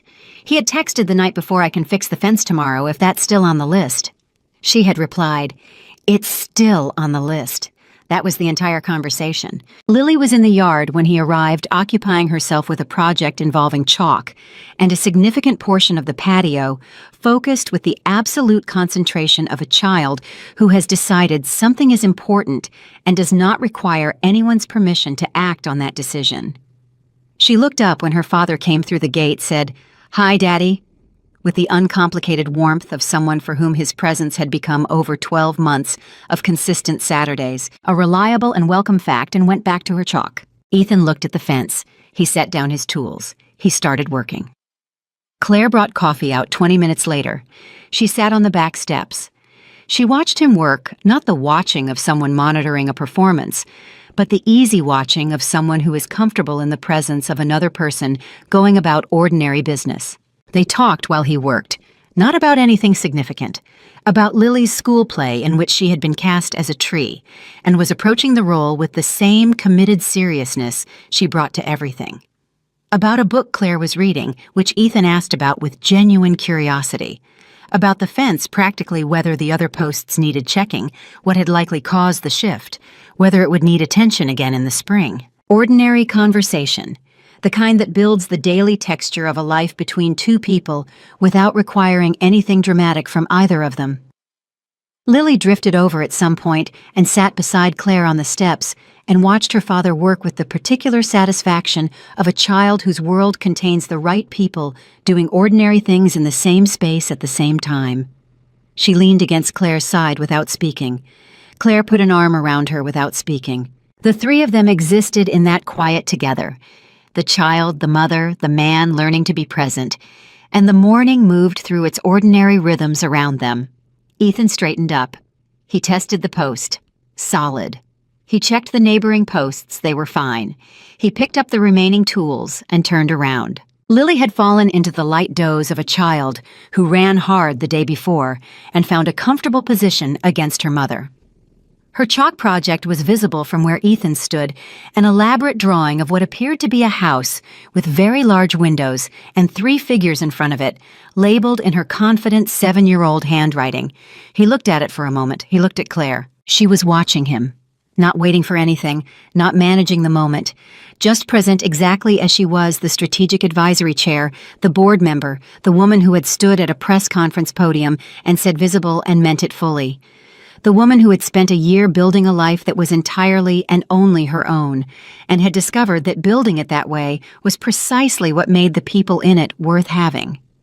He sat down on the step below her, not beside her. Below, a small geography that was not calculated, but was she recognized accurate, the posture of someone who is not assuming equality has been restored, but who is present consistently in the work of earning it. He was quiet for a moment. Then he said very quietly, not performing it, not building toward it, just saying it the way people say true things, when they have finally learned to stop dressing truth in anything other than itself. Will you marry me again? The autumn morning held. Lily slept against her mother's side. Claire looked at this man, at the person who had humiliated her in front of 500 people a year ago, and had then, through the slow and unglamorous work of confronting every version of himself that had made that possible, become someone different. Not perfect, not finished, not arrived at any destination that meant the work was over, but genuinely verifiably different from the man who had taken that microphone and said the words he had said in a way that was not performance and not strategy and not the management of her perception of him. Just different. Actually different. The way people become actually different when they have lost enough to finally understand what they were protecting themselves from seeing. She thought about everything she knew about love, which was after everything considerable. She thought about love as it actually existed, rather than as it was promised in the rooms where powerful people shook hands and smiled. Love as the daily decision to show up for someone's ordinary life. Love as the willingness to be seen in your worst self and to do the work of not staying there.